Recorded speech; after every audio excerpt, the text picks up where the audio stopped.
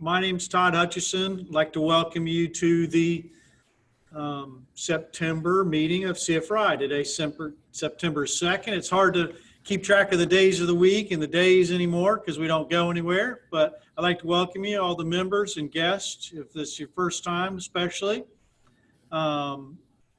We meet monthly, the first Wednesday of every month, and this is our main meeting. Tonight, we have a panel of all business members to ask questions and get your questions answered. So, CFRI is a not-profit business association dedicated to promoting ethical real estate investing, protect and promote the best interests of our membership through educational and networking opportunities, as well as community, legislative, and public relations. There's a disclaimer. Please read it for yourself. We do not give economic, legal, or tax advice. We disclaim everything, and you should do your own due diligence. That's basically what this is about. We want to make sure that everybody gets treated fairly, but you also have to look out for yourself. Next. So right now, the best way to keep in touch with CFRI members when we're not doing a Zoom call at one of the meetings, in my opinion, is a CFRI members only Facebook group. We do have YouTube. You can go on and see all the deal of the months, past deal of the months. We have Meetup. Not much gets put on Twitter, but mostly it's Facebook. And I think you'll find some interesting conversations there, as well as be able to get questions answered in between meetings. CFRI is a member of National REIA, and basically we're a chapter. There's numerous chapters across the country. It's an association of associations, and basically you get a discount is one of the biggest benefits. There's a list of the discounts we have. Home Depot is the main one, but I've used the Office Depot numerous times. I use the Constant Contact discount and the budget car rental discount. The budget car rental discount saved me like $120 one time when I was going to Virginia. Okay, so the main thing that's the Home Depot program does, you get a 2% rebate twice a year. When you sign up with a credit card or a checking account number that's tied to that program there, you see NREIA, you got to sign up, you tie your credit card to the CFRI account, and you get a 2% rebate twice a year if you've spent over $5,000. You also get 20% on paint, and you can use, well, we'll go on that next, but you get appliance program and some online tracking stuff. Office Max has a massive discount. If you're using Office Max or Office Depot for printing, it's like a 60% discount. It's a huge discount. You text the word CFRI card to the number you see on your screen, the 884466358, and they send you a scannable card that you can use at the checkout at the register. The best place to find out any information you're looking for is at CFRI.net. It has a business member directory. It has a calendar of events. It has old newsletters. It has all kind of resources for you to use. So we are coming up on our board member positions that we vote for once a year. You have to submit if you would like to be considered to be a board member to executive@cfri.net. You can get the forms online at the website. All forms must be in no later than Wednesday, October 7th. Then we'll have a meet the candidate, and then we'll have a vote on November at the election.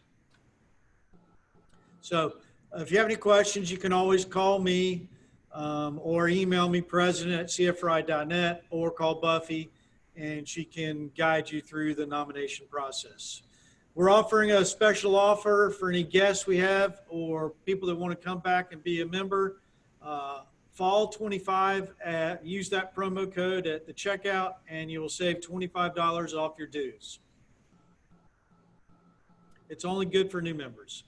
We want to remind you about the CFRI podcast. You see up there a list of all the people we've interviewed. We try to do it 3 times a month. So the 10th, the 20th, and the 30th is our ideal target dates. That is done by Dave Dostal and myself. You can get it on Spotify, Google, Stitcher, or Apple Podcast, where we go on and basically just interview members. So it's like a member spotlight on steroids, and you get to know our members better. And we hope you enjoy it. If you do, please leave a good review so that we can let people know about it. If you'd like to do the deal of the month, we'd ask you to please email president@cfri.net during this crazy time, and then vice president at cfri.net normally. Jay Spann is a vice president right now, and you can send it to both or either of us to be considered for deal of the month. Speaking of deal of the month, we have a first deal, and Buffy named it a Grand Slam deal. We have Mark and Kimberly Coster. Mark and Kimberly, you're there. Yes, sir. Awesome. Glad to have you. I like to see that smile, Kimberly. We're happy to be here. Yeah, you should have a smile on this one. So this one's in Edgewater. Tell people where Edgewater is, since I'm sure everybody doesn't even know where Edgewater is. Edgewater is about 10 miles south of New Smyrna Beach, right off of 95. In Volusia County. Okay. So tell us, how did you find this deal? We found this deal by driving for dollars, and we sent out about 400 letters actually about 1,200 letters to 400 houses that we found in the area. So and this was our only response. So you sent out 3 letters or 400 letters 3 times to the same people. Is that what you're saying? Correct. Okay. And how big of an area was it you were driving for dollars for? I would say about 6 square blocks and about 26 streets. So just Edgewater. That's where you did. Just Edgewater. Yes, sir. Okay. And this was literally the only response? This is the only response that we got back. Yes, sir. So you'll probably get some responses years from now, but that's a beautiful thing. 1 out of 1 conversion. It's not a great response rate, but it's a phenomenal conversion rate, right? That is correct. Okay. So there was a 3-bedroom, 2-bath, 1,400 square feet, built in 1981. What else can you tell us about the deal itself? What attracted to you? Was it just an ugly? Or It needed a lot of work. We'll leave it at that. We were told that we needed to find the worst house on the block and make it the nicest. So that was what we set out to do. And we definitely found the worst house on the block. It needed a lot of work. Okay. So you put this, from the time that you talked to them, the first time they called to the time you put it under contract, how long of that time frame was that? One day. We actually went the day after Thanksgiving, and or day before Thanksgiving, and the next day it was under contract. Okay. So was there a lot of negotiation, or were they amenable to your price right away? They were pretty close. She was aware that the house needed a lot of work. It had a leaky roof. You know, the kitchen was in disarray. The backyard was a wreck, as you'll see from the upcoming slides. And needed, pretty much everything. The garage door was busted open. I mean, it needed everything. And we actually offered her a little bit more than she was expecting. So it worked out well. I think, she was pleased, and we were able to get into it for a price that, we felt like was going to give us a good amount of profit. Go back a little bit. Go back to the last one, please, Buffy. Just want to make sure. So under contract in November, closed on the purchase in March or the sale in March? On the purchase. It had to go through probate. There was 3 siblings and a father-in-law. So it had to go through probate. So we actually prepaid for probate to get started with an attorney here in town. And they were super nice and willing to work with us. and we just walked them through the whole process. But that's why it took between November and March, it took that amount of time to get the probate completed so that we could actually purchase. Okay, just for a second here, let me stop. Panelists, don't answer any questions yet. If they're getting asked in the Q&A, we want to ask to everybody. So that's the way it's going to work. So don't answer any questions if you see questions yet, please.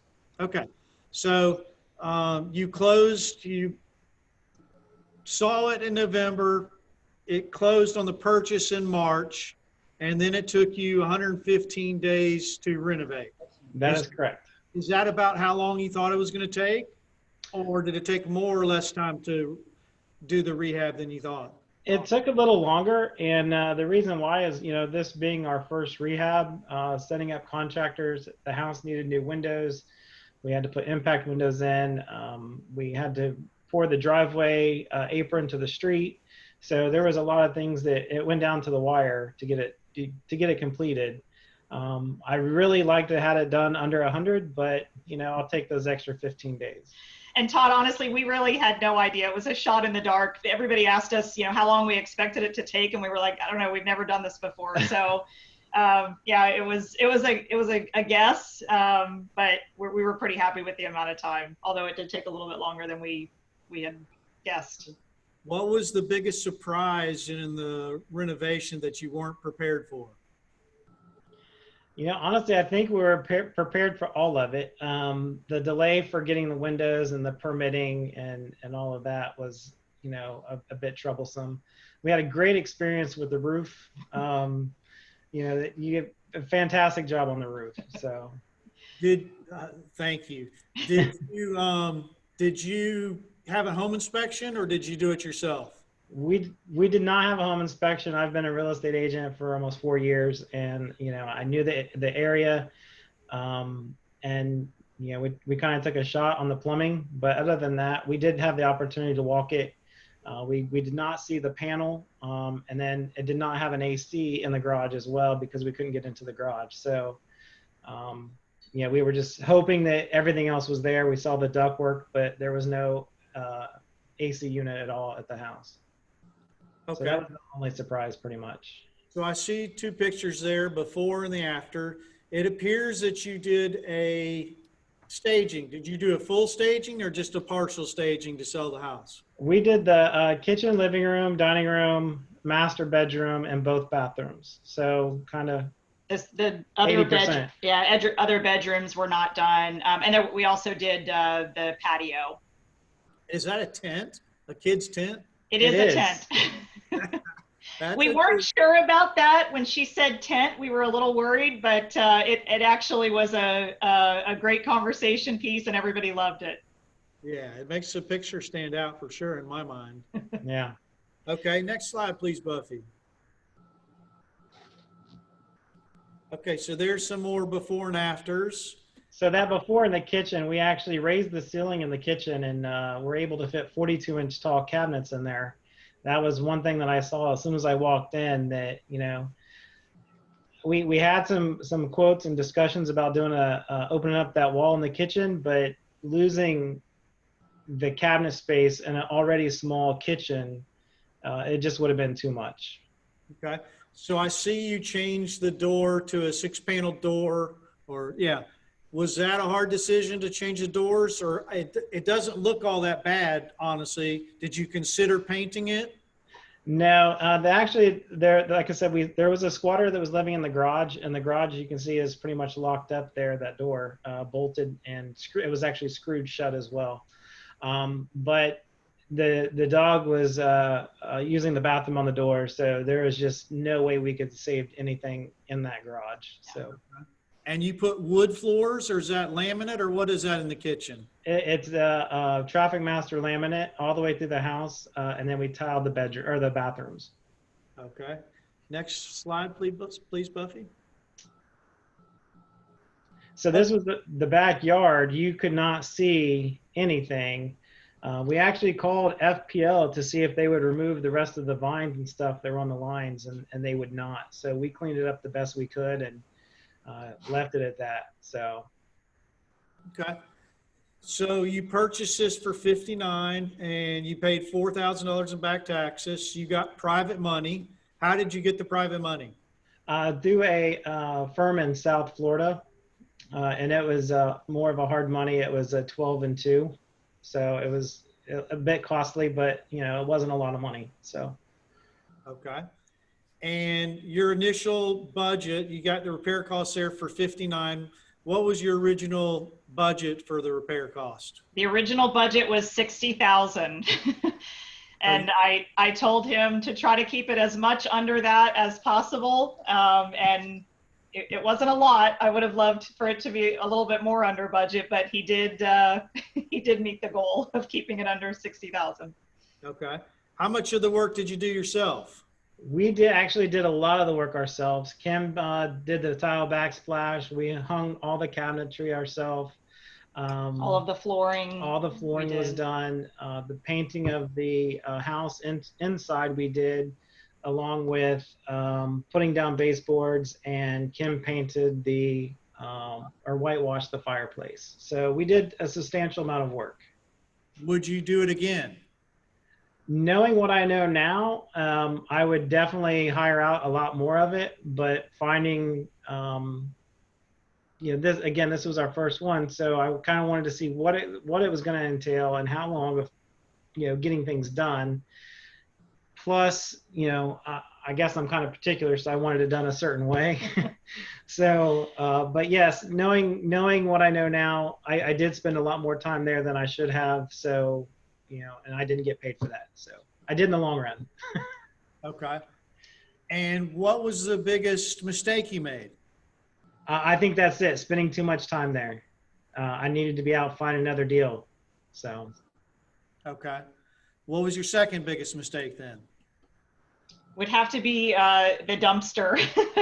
That was probably my biggest learning, is you always need a bigger dumpster than you think you do. We went larger than what we anticipated, and we had a roll-off dumpster, and then we had to make multiple trips by renting a, what would you call that? Dump trailer. Another dump trailer. So it was a lot of additional expense, whereas if we just would have gone with a larger dumpster, it would have been better, but you don't know what you don't know, so. Okay. And you sold it for $229. When you started back in November, how much did you think you were going to sell it for? I had it pegged at 189. The market just kept climbing and climbing and climbing. And then after upgrading everything in the house, new AC, new roof, new windows, new screen enclosure, and those windows were impact windows because, it's cheaper to do impact windows than it would have been to do regular windows and then hurricane protection. So the impact windows was just the way to go for that. So $40,000 difference in what you sold it for than what you anticipated. yes, and we had multiple offers. The third day it was listed for a full price. How did you choose which one to choose? Well, we had a couple of them come in, and one was 100,000 down and conventional, and the other one was $3,000 down and FHA. And I wanted to go with the cash offer, so they actually were a little lower originally. And I called them and I asked them if they would want to come up to a full price, and I told them that they would, be my winning choice at that point. And they did. So you got this deal driving for dollars. Have you been driving dollars in other neighborhoods, or have you done more mailings? We haven't been driving. We've been driving for dollars 2 more times, but we have not done any more mailings with the COVID thing. We're trying to focus on campaigns for absentee owners and see if we can get some investors that are ready to sell or are frustrated and ready to sell. So that's what we've been focusing on. So Edgewater is not that big of an area, that area that you did it in. How did you define a junker that get it on your list? In other words, that was a pretty big list for that small area of junkers. There was a lot of roofs and that needed repair, a lot of yards in disarray, just, not kept up, power washing, driveways, things like that. So those were our main things that we were looking at. And in that area, there's quite a few of those. So it was just basically purely by visuals. You didn't knock on doors. You didn't ask neighbors. You just drove and wrote down addresses and then went to the property appraiser and found the addresses and put them on a list. We started doing that originally, and then we found Deal Machine, and you know, it was great to be able to export things out of Deal Machine and made our lives a lot easier. He would drive and I would tap in the ones that we felt were good candidates. Okay, so everybody's not going to know what Deal Machine is. Tell them what Deal Machine is. Deal Machine is it's an app that basically allows you to start a drive. You open the app, start a drive, and the GPS tracks you, and you can click on a property. It's almost like, you know, looking at Google Maps. You can just click on the property. It brings up the address and you say, add it to the list. And then when when we would finish the drive and download the information, it gives you the owner name, whether there's a mortgage on it, how much is left. It gives you a ton of information. So we found, before we found Deal Machine, we were doing all of our own due diligence one by one, which was extremely time consuming. With Deal Machine, we were able to get all of the properties with all of that information, and we could just sort on owner present, owner absent, sort by ones that had mortgage above or below a certain amount. So it was a lot of really useful information. Okay. So how much do you pay per month for Deal Machine? $49. Okay. And one last question, and then we're going to get to the panelists. What did you use on the fireplace? That's from Pam, and she said it looks great. Thank you very much. We weren't sure what to do with the fireplace. We knew we wanted a coastal feel, and it was red brick prior to that. So we decided that we were going to whitewash it. We used a 1-part exterior paint, 2 parts water, and I individually painted all of the bricks with a brush. And we hated it until like the last 2 or 3 bricks were painted, and then it all came together and we fell in love with it. So I did go over and paint some of them a couple extra times just to give it a little bit of texture. But it came out really nice. Okay. We were happy with it. And it was so easy to do. And who did you use for staging, if you want to say? 321 Home Staging. McCalla does an excellent job staging houses, and you know, our brokerage has a wonderful relationship with her as well. So, okay. If y'all would like to give your contact information, if anybody has any questions, you don't have to if you want to, but if you would like to, now is your opportunity. All right. My name is Mark, like I said. 386-341-7327 is my cell phone. I am a licensed real estate agent here in Florida as well with Fischer Realty. And the email address is Kester Investments LLC. That's KOESTERINVESTMENTS LLC @gmail.com. And we can type that into the chat as well. Yeah. Okay. Awesome. Thank you very much. I appreciate it. It was a great first deal, and hopefully some people learned about it. Thank you. Awesome. Thank you. Y'all have a great evening. Thank you. You too. Okay, so just want to let you know, if you didn't know, for September, we're going to be continuing to do Zoom meetings. So check the CFRI calendar to see if your favorite meeting is having a Zoom meetings. Most of the regular meetings are meeting on the same date as they normally do, but not all. And sometimes it's changing. So definitely check the CFRI calendar to see if your favorite meeting is meeting and what time. Because sometimes they're about 30 minutes different than they are. There's the calendar. All the blue meetings are the county group meetings, and then the red meetings are the focus groups, and anybody can go to anyone if you're a member, except for the advanced investors, and the women's has to be a woman, obviously. And we just brought that one back. Okay, next slide, Ms. Buffy. Okay, so here's what we're going to do. We've never had this many panelists, so I hope that y'all give us some leeway if we have just minor problems. If you've been around for a long time, you remember we used to have business members line up on stage and give us a little message about themselves. So what we're allowing, and we're going by alphabetical order, any business member had the right to come on. We only had, I think, 26 that said yes. And so they're going to have 40 seconds, including giving us their contact information. And we're going to go in order. So first up is Roland Acosta. Roland, are you there? I am. I'm Roland Acosta with Acosta, Moore and Shrader law firm. My law firm strives to help active investors. We can handle any legal issue. More importantly, we are a valuable investor resource. My son, who is a law partner, owns a money laundering business. He can help with alternative financing. He also owns a real estate brokerage as well. One of his realtors can help with your deal or manage your property. One of the partners is a civil engineer with many years of experience. He can help with zoning, permits, and approvals. Also, we have an attorney-owned and managed title company to close your deals. The attorneys at Acosta, Moore and Shrader are problem solvers. The phone number is 407-644-2531. What's your email, Roland? racosta@amslawfl.com. Okay, thank you. Alexa Michna is next.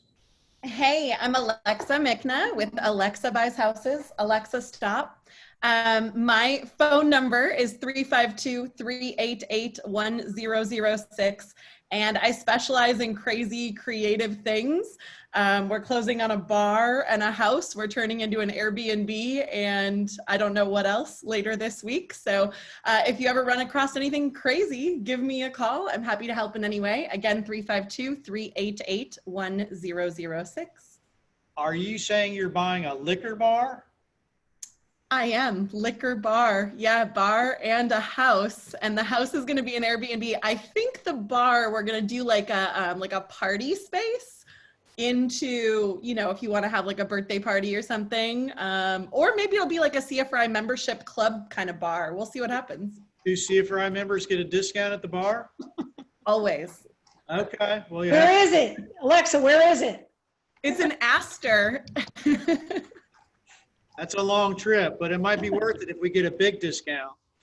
Okay, well, you have to tell us about it later. Up next We shall. is Tim Davis of All County Metro Properties. Good evening, everyone. My name is Tim Davis with All County Metro Property Management, and we are a real estate brokerage that specializes in helping investors with their real estate portfolios. We not only manage property, but we help investors acquire new properties and also help with disposition of properties when the time comes. I am an investor, as are many of our team, so we know what is important to investors when it comes to managing their real estate portfolio.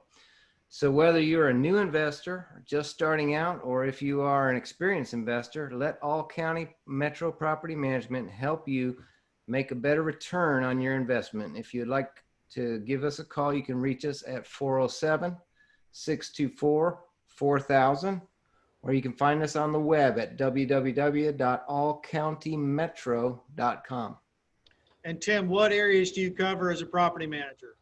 All of Central Florida, which is Orlando, Osceola County, Lake County, Polk County. We actually go into Hillsborough, so all of Central Florida. Okay, thank you very much. Up next is Trevellis Ross of Alpha Construct.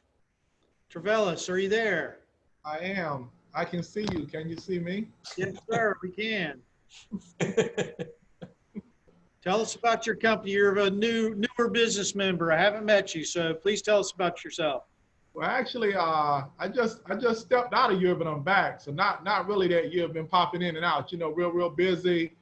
And but in any event, Trevellis Eli Russ, we're Alpha Construct 2, and we're like residential and commercial builders, but we specialize in residential, 90% residential, and we do things like architectural plans, permitting. So when you guys get caught, you know, with code enforcement, give us a call. We'll save you, get you out of trouble. Hopefully you'll call us before then.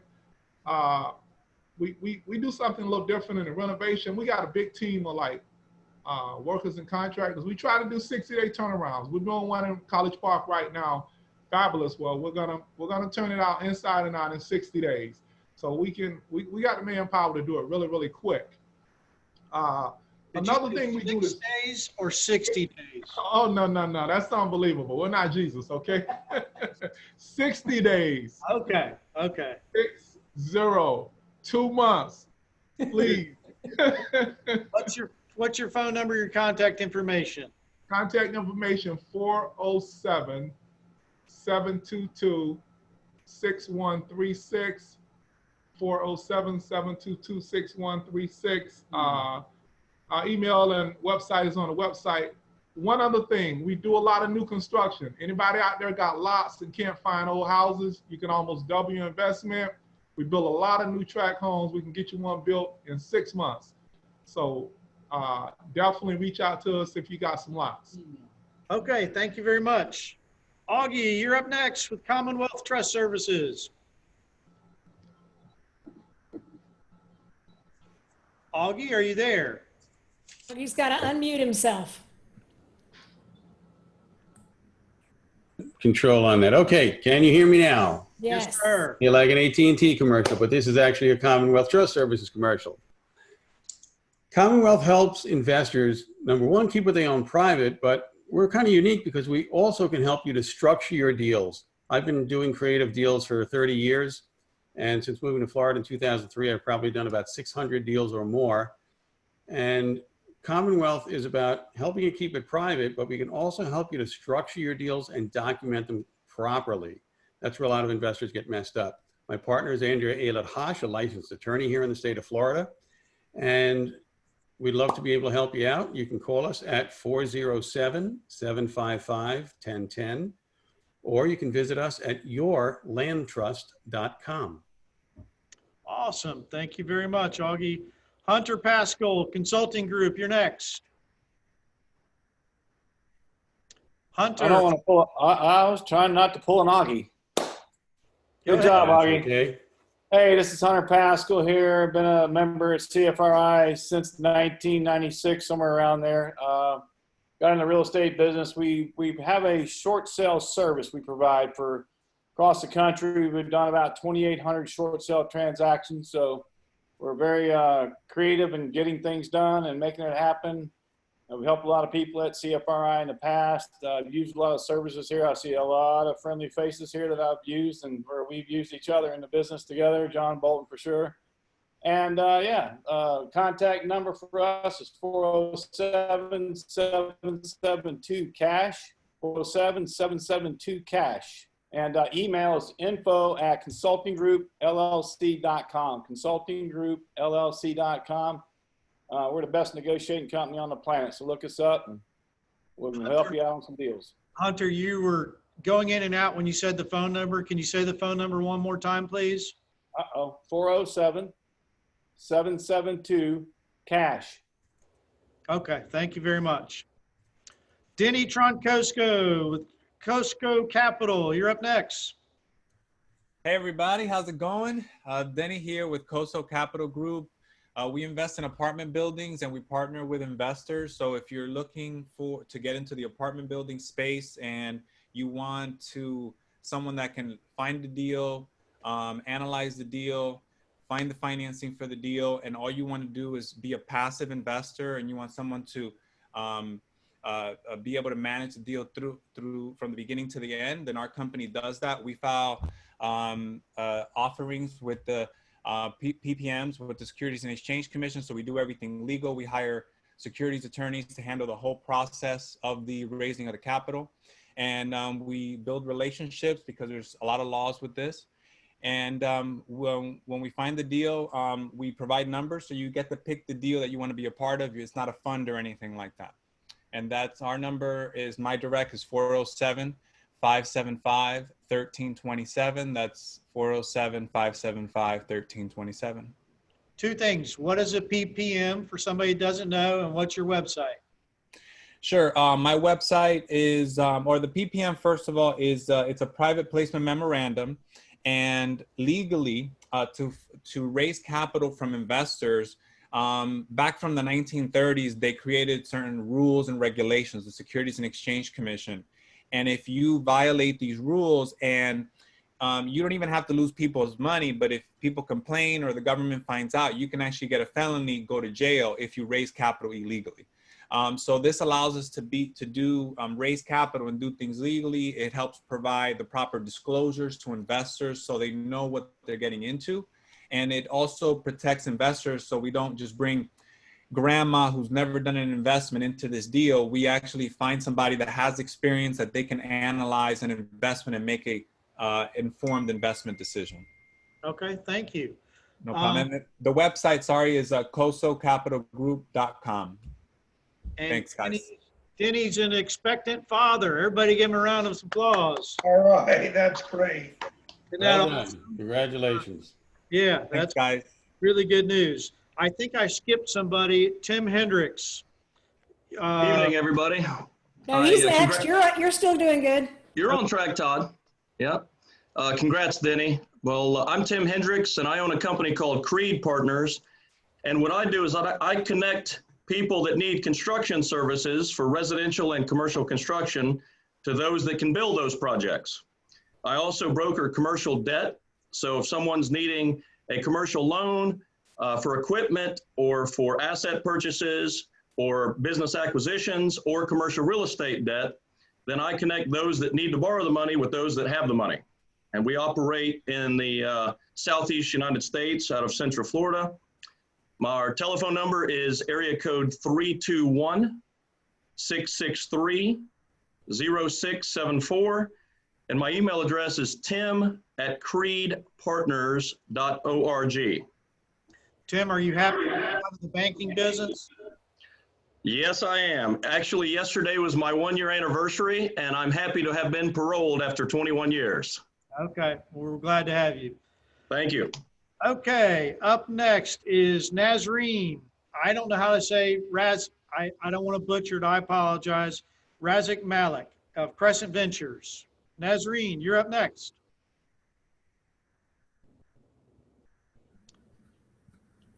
I don't think she's on. Nazreen, are you there? Going once.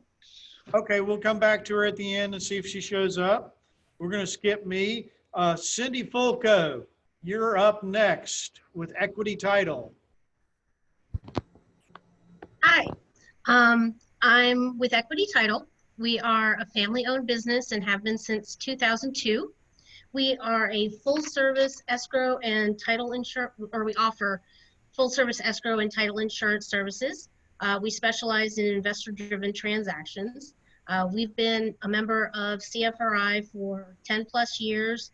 My email address is Cindy, C-I-N-D-Y, at equity-title.com. And our number is 863-802-9300. And tell them who your parents are, Cindy. Oh, Sue and Frank.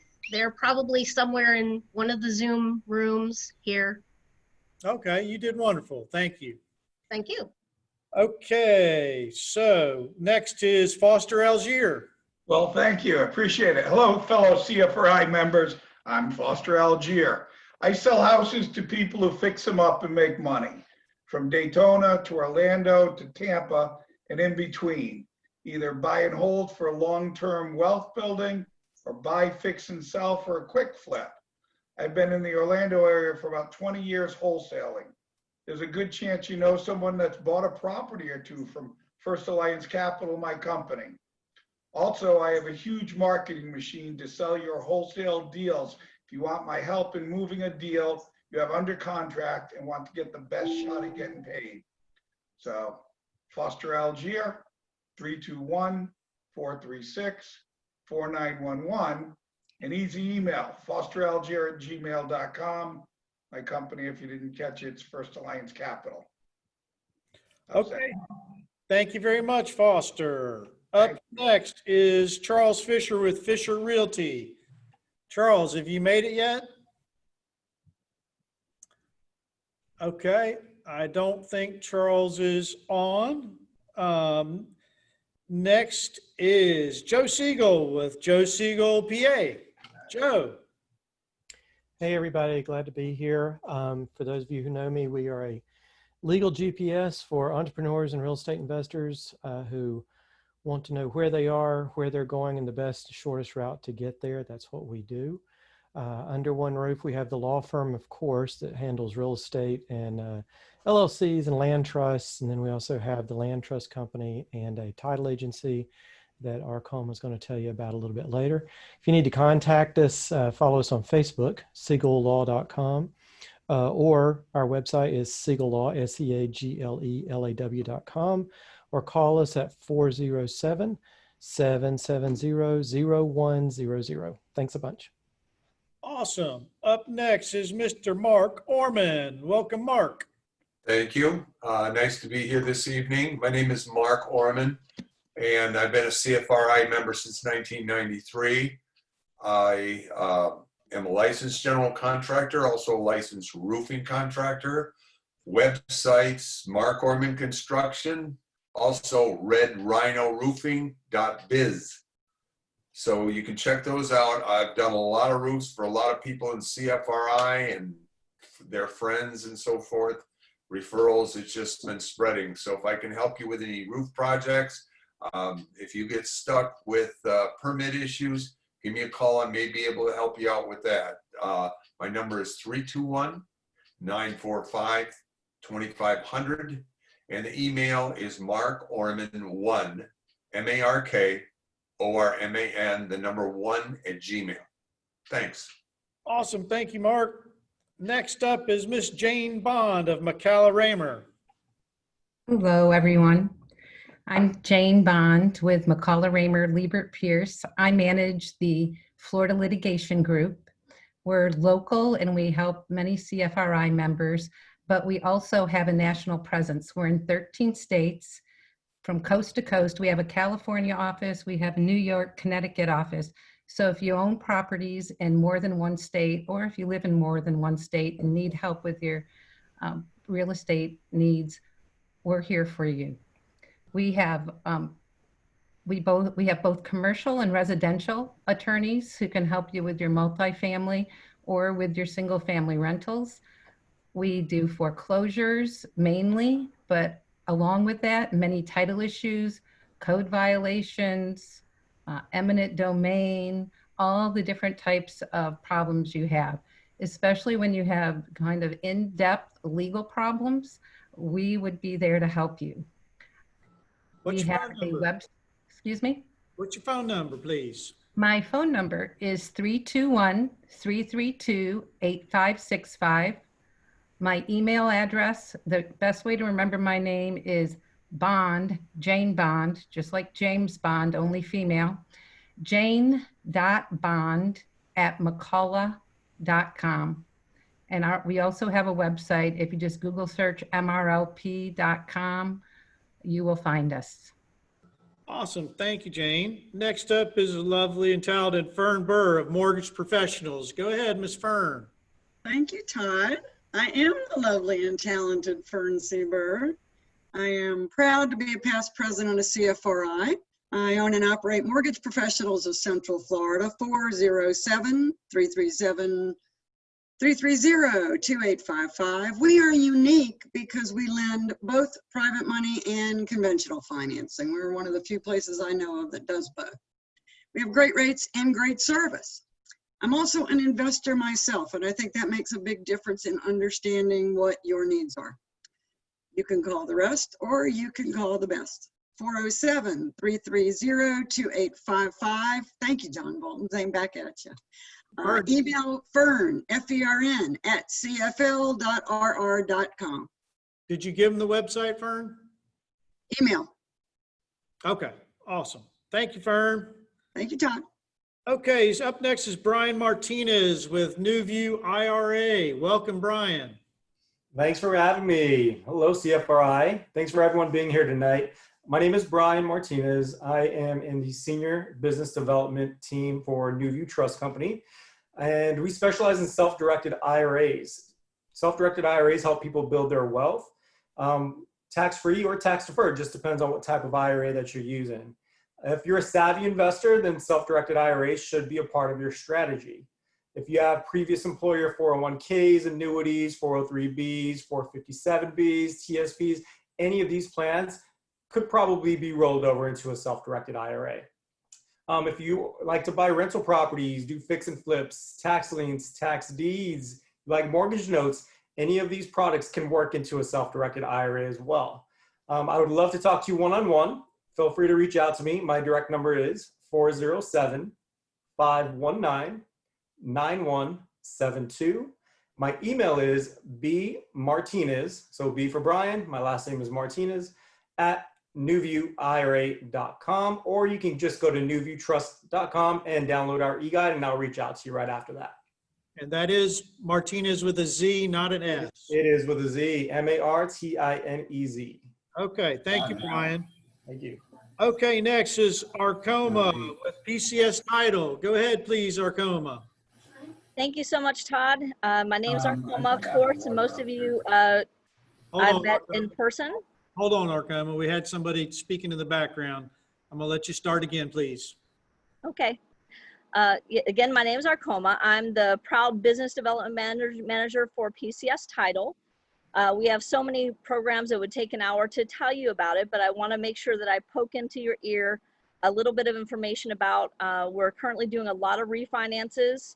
So if you or somebody you know is refinancing your deal, it's, you know, without as many fees until January. So get those done now. And the second thing I want to make sure you know about is we do remote online notarization. So it doesn't matter where your buyer or seller is, if they've got access to a computer, they can close. And so they don't have to leave their house or you know, have even a notary come to them. So it's completely no touch. It's completely through video. And of course we have Seagle Law, who's our backup and takes care of all of the, call it the hair on your deals. So all that code enforcement and permit problems and everything else that you have to get cleared off your title. If you have any questions or you need me for anything, my email is arkoma@pcstitle.com, or my phone number is 407-734-3323. Have a great meeting, you guys. Thanks so much. Up next is Bob Borowski. Bob, please go ahead. Oh, okay. Borowski Company is private money network. We have money to buy properties, licensed mortgage broker, and we have money for little deals all the way up to multi-millions of commercial property. Probably, I've been in the business for 31 years. I'd have to say that mostly what I do is talk a lot of newer investors out of doing dumb deals. Doesn't pay very well, but I'm a mentor plus a lender. So whether you're needing to borrow money or just need advice on how to put a deal together, I'm in Volusia County, but I've been getting a lot of deals all the way down to Winter Haven, Lakeland, and I give, when they come across my desk, I give them to my investors. So I'll probably have a deal in a month next month just for a deal I gave away. So anyway. What's your contact information, Bob? 386-589-7439. 386-589-7439. And I guess we're all in the CFRI book, so that's kind of the easiest way. But yeah, email BOBBUR9900@outlook.com. Awesome. Thank you very much, Bob. Up next is Rob Arnold from Sand Dollar. Hey there, I'm Rob Arnold with Sand Dollar Realty Group. My cell phone is 407-375-4567. Website is sdrhouses.com. I am a member of CFRI a long time, over 20 years. I'm a lifetime member. Our real estate company, we are an investor-friendly realty firm, not a big franchise or big box type of firm. We have a listing service. We list properties all over the state of Florida, from Miami up to Jacksonville and about 30-something counties. We sell properties, wholesale price properties. We sell retail price properties. I've personally sold over 3,000 properties in Florida over the last 20-something years. We also do a lot of creative real estate consulting with new and veteran investors, just trying to put deals together and figure it out. Our firm, we hire realtors that are with realtors who have experience that don't need a whole lot of hand holding. We do have a way to let them hang their license with us. And also actively looking for sinkhole damage properties, fix and flip, a lot of those type of properties. Okay, give me your phone number one more time, Rob. My cell phone is 407-375-4567. And just one last thing, I am the CFRI legislative chairperson, and it's just been so crazy active this year. So if anything legislatively comes up that you want me to try to address, please reach out to me as well. Okay, awesome, thanks. Up next is Richard Zwick with Sand Property Management. Hello guys, how's everyone doing tonight? My name's Richard and I'm the property manager for Sand Property Management. We're a small, personalized, investor-owned property management company, and what we like to do is we like to help the investor right at the beginning. So whether you're experienced or you're just getting started and you want to buy a rental property, come see us. I'm at 407-246-7118. We like to help you find it, analyze it, fund it, get it rent ready, which means we might need to renovate it. I'll go out and find the tenants for you, put them in there, collect the money, manage it. We're at richard.zwick@cflpropertymanager.com, and we cover Volusia County, Seminole County, and Orange County mostly. And I can be reached at 407-246-7118. Thanks. Thank you very much, Richard. Kim Taylor with Syndication Attorneys is up next. Kim Taylor with Syndication Attorneys, are you there? I'm here. Hi, I had to unmute myself. I'm Kim Lisa Taylor. I'm a corporate securities attorney and the founder of Syndication Attorneys, PLLC. We're located in St. Augustine. I'm also the author of the Amazon #1 best-selling book, How to Legally Raise Private Money. And additionally, I've syndicated a 27-unit multifamily property. My husband and I did. My law firm helps entrepreneurs who are raising money from private investors comply with securities laws and structure their offerings with private investors. Through our affiliate, investormarketingmaterials.com, we also provide professional quality investor marketing materials designed to attract and retain investors. I've been the responsible attorney for hundreds of securities offerings. The best way to reach us is at our website at syndicationattorneys.com, or you could also check out our affiliate at investormarketingmaterials.com. Thank you very much, Kim. Next up is my buddy, John Bolton. And before John gets started, I'm going to go grab a water because I know he won't get mad at me. He's my old time buddy. So I'm going to grab some water out of the fridge while John tells us about the awesome Inspectagator. Awesome. Thank you, Todd. I'm John Bolton with the Inspectagator. We provide the most valuable home inspection in Central Florida with overwhelming credibility and value since 1998. We do sanitization services, sewer scopes, pool leak detection, and a whole bunch more. I'm a lifetime member of CFRI and have a few investment properties myself, but we've served CFRI for a very long time and have numerous testimonials from investors who have used our inspection reports to negotiate thousands, tens of thousands, even over $100,000 off their deals. We would love to represent you, and all of our contact information and our service options, all that stuff is available on our website, inspectagator.com. Inspectagator, not the Inspectagator, correct? I have that URL as well, which is pointed to it, so both will work. Okay, thank you, Mr. John. Next is Sonia Sarmajo with Timeless Kitchen Cab Outlet. Excuse me, did I say your name right, Sonia? Sarmago, actually. It's okay. I'm sorry, I apologize. No problem. Hi, good evening, everyone. My name is Sonia Sarmago from Timeless Kitchen Outlet. We specialize in cabinets, bathroom vanities and stone countertops, and we offer cabinet. Sonia, stop for a second. So I'm going to get you to turn off your video, and then Okay. and I'm going to come back to you after Charles, because you're breaking up and I want people to get your contact information. Okay. Okay. So turn off your video and I'll come back to you after I do Charles Castellon. Okay. Okay. Okay. Up next is Charles Castellon with Widerman, Malek. Hey, good Charles. evening. Thanks, Todd. Charles Castellon here. I'm a partner at the law firm of Widerman Malek, and I'm tuning in from my home office in Gotha, but our firm has offices in Celebration and Melbourne, and you can find us on the web at uslegalteam.com, and I'll put the rest of our contact info in the chat box. So I help investors, small businesses, and families build and protect wealth, and I do that through legal services and strategic planning. My focus is on real estate and wills, trusts, and estates, but my firm is an all-star team. We have over 20 attorneys providing a broad array of legal services, virtually anything you may need in the legal arena, as well as closing agent title services as a title agent. So I hope we could hook up sometime and give me a call if I can help you in any way.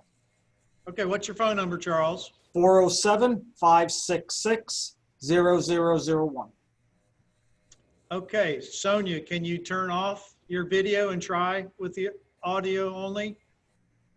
Okay. Can you hear me properly Yes. now? That's okay. better. Okay, so my name is Sonia Sarmago from Timeless Kitchen Outlet. We specialize in kitchen cabinets, bath vanities, and stone tops, and we offer cabinet installation as well. As a senior designer here, I have personally designed hundreds of kitchen and bathroom remodels for our customers. I have also renovated top to bottom several properties for our own personal portfolio. So if you're looking to make your property stand out from the rest by remodeling the kitchen and bath, send me a message through our website at timelesskitchenoutlet.com or call our store at 321-348-9321. Okay, Sonia, make sure you put your phone number in the chat because your voice is not perfect and I want to make sure everybody has a way to contact you, okay? Okay, thank you. So I want to circle back and see if Charles Fischer is on the line yet. Charles, are you with us? Okay, what about Nazreen? Nazreen, are you with us? Okay, so here's what we're going to do.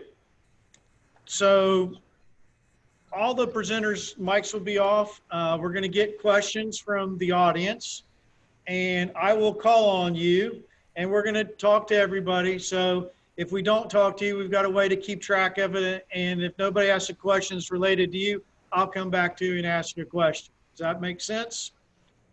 So we had a couple questions that were sent in by the audience ahead of time. And the first one that I'll say— Excuse me, Todd, sorry to interrupt. Would you like to explain about the Q&A where people can put their questions in? Yeah. For the attendees? Go ahead. Okay, so for the attendees, if you will use the Q&A feature in Zoom, you can type your question in there. Todd, again, will be reading the questions. The panelists will not be answering them without Todd saying that, telling everybody who's going to answer the question. Sorry, somebody just wrote something. So anyway, please put your question in Q&A, and then Todd will read the question and we'll call on a business member to answer them. Awesome. Okay, so we had a call-in email question. I'm going to start off with my buddy Mark Orman.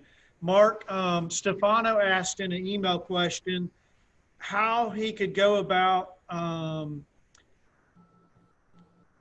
basically giving an estimate on a roof without getting an estimate. So is there a formula for giving a rough estimate on how much a roof's going to cost? The cheapest way to do that would be to sign up for, there's a couple of places.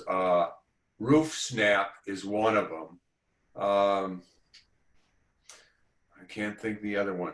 but I'll think of it in a minute, where they will digitally measure your roof. And then you're going to figure, well, you know, is it shingle?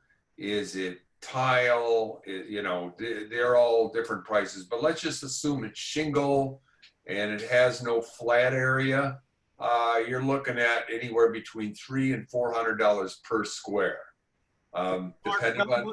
Tell them what a square is. A square is 10 feet by 10 feet. So you got 100 square feet. That's how roofs are measured, how many squares it is. So by the number of squares, you just have to multiply it out. Sometimes, insurance definitely pays more to get the roof done. And if you have a flat roof, okay, like over a garage or carport or something like that, or the back of a house, okay, that now has to be pitched. It has to have a slope to it. We can't just leave it. You used to be able to leave that. As long as we did a good job on it, they left it alone. But now we have to slope it. All roofs must have a slope. So that's either done with wood, create a pitch, put a roof over a roof, or else there's foam insulation board that creates a slope. Either one, they're expensive. You figure it's about $500 a square to make a flat roof into a sloped roof. But it stops the water from just ponding, you know, like a day after it rains, couple days after a rain, it should have all evaporated and you still got water sitting there. That's a problem. Okay. Mark, give them your contact information again, please. 321-945-2500 or markorman1@gmail.com. MARKORMAN, the number 1@gmail. And just so you know, everybody, most of the panelists have put their contact information in the chat, so you can scroll through the chat and hopefully see some of their contact information. And if not, they can be found on our website under other resources in the business member directory. Okay, so Marlita asked a follow-up to that. Mark, what would insurance typically pay for a square? And that's all over the place, but what's Yes, you're right, it is. Insurance, I've had them pay $600 square. And a lot of times when the insurance comes to pay for stuff, there's a lot of wood damage as well. So that's an additional fee, but insurance will usually pay at least $400 a square, if not more. Yeah, okay. Awesome. And a quick side note here is that I do have a public adjuster that if the insurance, the insurance is always going to try to give you as close to zero as possible. They're going to come out there and say, oh, there's not much, we can't do anything. And then you still got this leak, you got a mess, maybe a tree hit the roof or something like that, and you don't know what to do. Give me a call because I do have a public adjuster on my team and he'll be able to get, he'll be able to get the deal go through for you most of the time. Okay, so Douglas asked, Bart, do I need a roofer or handyman to fix rotten soffits? Trevellis, would you like to answer that? Can you repeat that question again, sir? Yeah, do I need a roofer or handyman to fix rotten soffits? Soffitting, no. As you don't generally need a permit to fix soffitting. You probably would rather, contact, if it's aluminum soffitting, contact the aluminum or person that does that. That's non-structural stuff. Yeah, but if you can't do it, then a handyman should be able to handle something like that. Mm-hmm. Okay. And what would you say that, to answer that question, what insurance companies are paying for roofing? I think Mark answered it pretty well. Yeah, insurance companies generally pay top dollar. They're going to start at $350, $400 per square. Yeah, they want it did right. Mm-hmm. Okay. Awesome. Let's see. What is the next question?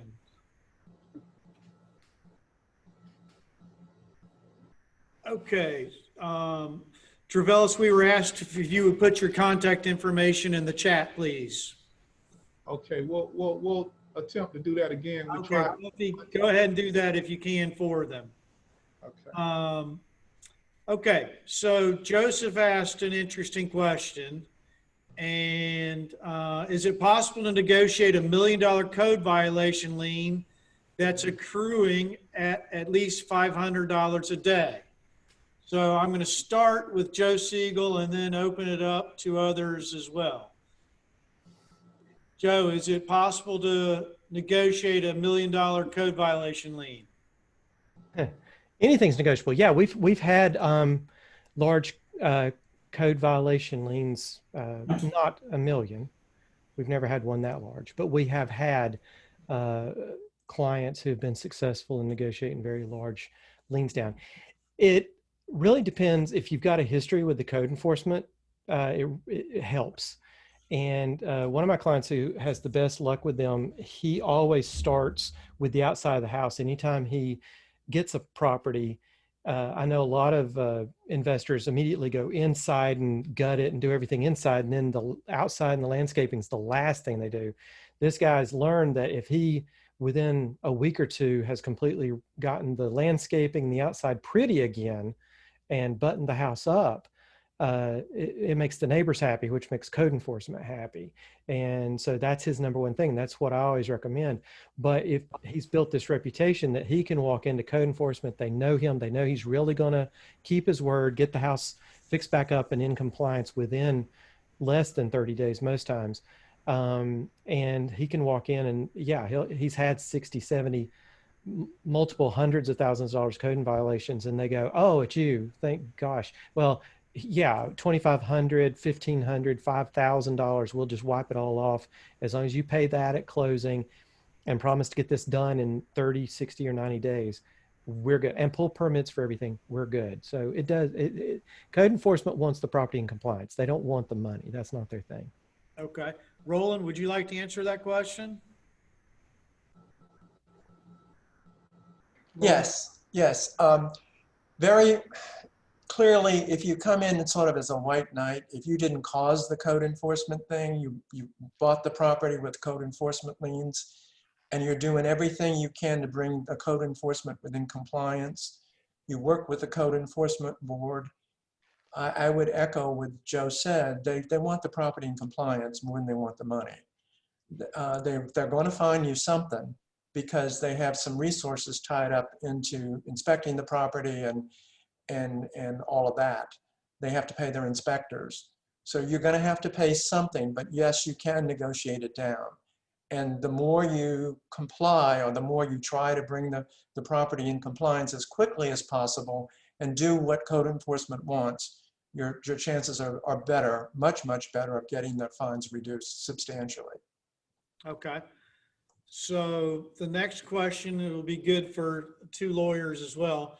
Nan asked, I'm a lender foreclosing on a borrower to get the property. Sheriff's sale has been canceled because of COVID, yet I have to pay 2 months in advance to advertise to the tune of $1,700 each month. Is there a way to get out of that? So I'm going to ask Jane first on that, and then Charles. The only question I have, Nan, and maybe type it in, is this in Florida? Because we don't really have sheriff sales, and I'm wondering if this property's in another state or if it's in Florida. But let's assume that it's in Florida, and I'm going to start with you, Jane. Would you please try to answer that question? Right. In Florida, currently, it's unusual to have a foreclosure sale unless you're outside of, certain lending requirements. So if it's a private investor who holds the loan, usually if you're at the sale, they're going to make you reset the sale for after December 31st, 2020. And then, of course, they'll probably have a moratorium on sales until after the first of the year. So it's very unlikely for you to have too many resets of your sale, because the sales for the most part aren't going forward unless it's vacant and abandoned property. So if you have private lending and you have a vacant or abandoned property, you may be able to go to sale, but other than that, you probably won't be able to. So basically, she said, is there a way to get rid of the $1,700 she's having to pay to advertise? Well, if the sale keeps getting reset, then usually they have to advertise by statute. But it's not $1,700 in Florida, so it makes me wonder if this is a Florida property or not. Okay. Charles, would you like to answer that question, please? Yeah, I was also wondering why it's such a high advertising fee. But to add to Jane's point, I'm finding that the legal restrictions on foreclosures and to some extent evictions aren't really being followed down in the trenches exactly by the letter of the law. And I've seen a lot of judges and more commonly judicial assistants who are the gatekeepers preventing cases from moving forward or making you jump through a lot of hoops to get hearings and sale sets, writs of possession, things like that. So there's a bit of a Wild West dynamic going on out there, at least in the local courts. Okay. Yeah, so Nan typed in that this is Indiana, and I was suspecting it wasn't in Florida because we don't call them sheriff sales. So our lawyers, I don't think any of them are licensed in Indiana, so they're not going to be able to give you, I don't think anybody's licensed in Indiana. If you are, chat me up and we'll let you talk about it. But yeah. So hopefully that helped somewhat, Nan. I'm not sure if it did or not. Todd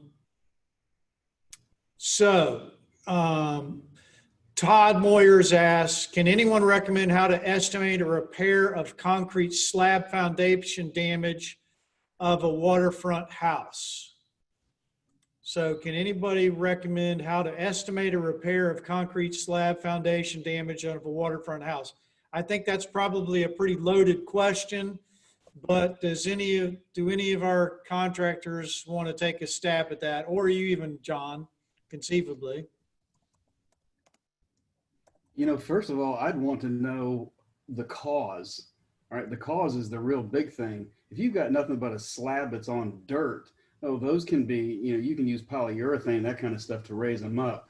But if it's a structural issue where the foundation has been affected and that's what's moving, well, you're into an engineering level immediately, and they're going to dictate, you know, the foundation.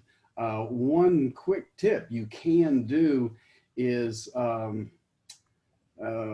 what's the big company that does the piers? They will come out for free. Ramjack, thank you. They'll come out for free, send a guy out for free and give you an estimate. All right, they can provide engineering services if you need, but that does cost you. But at least it can help you frame your issue. And if he says, oh, yeah, you got a structural issue, bam, they can give you a number for nothing. Okay. Does anybody else want to chime in on that answer? It's a hard question to answer just because we don't have enough information, I don't think.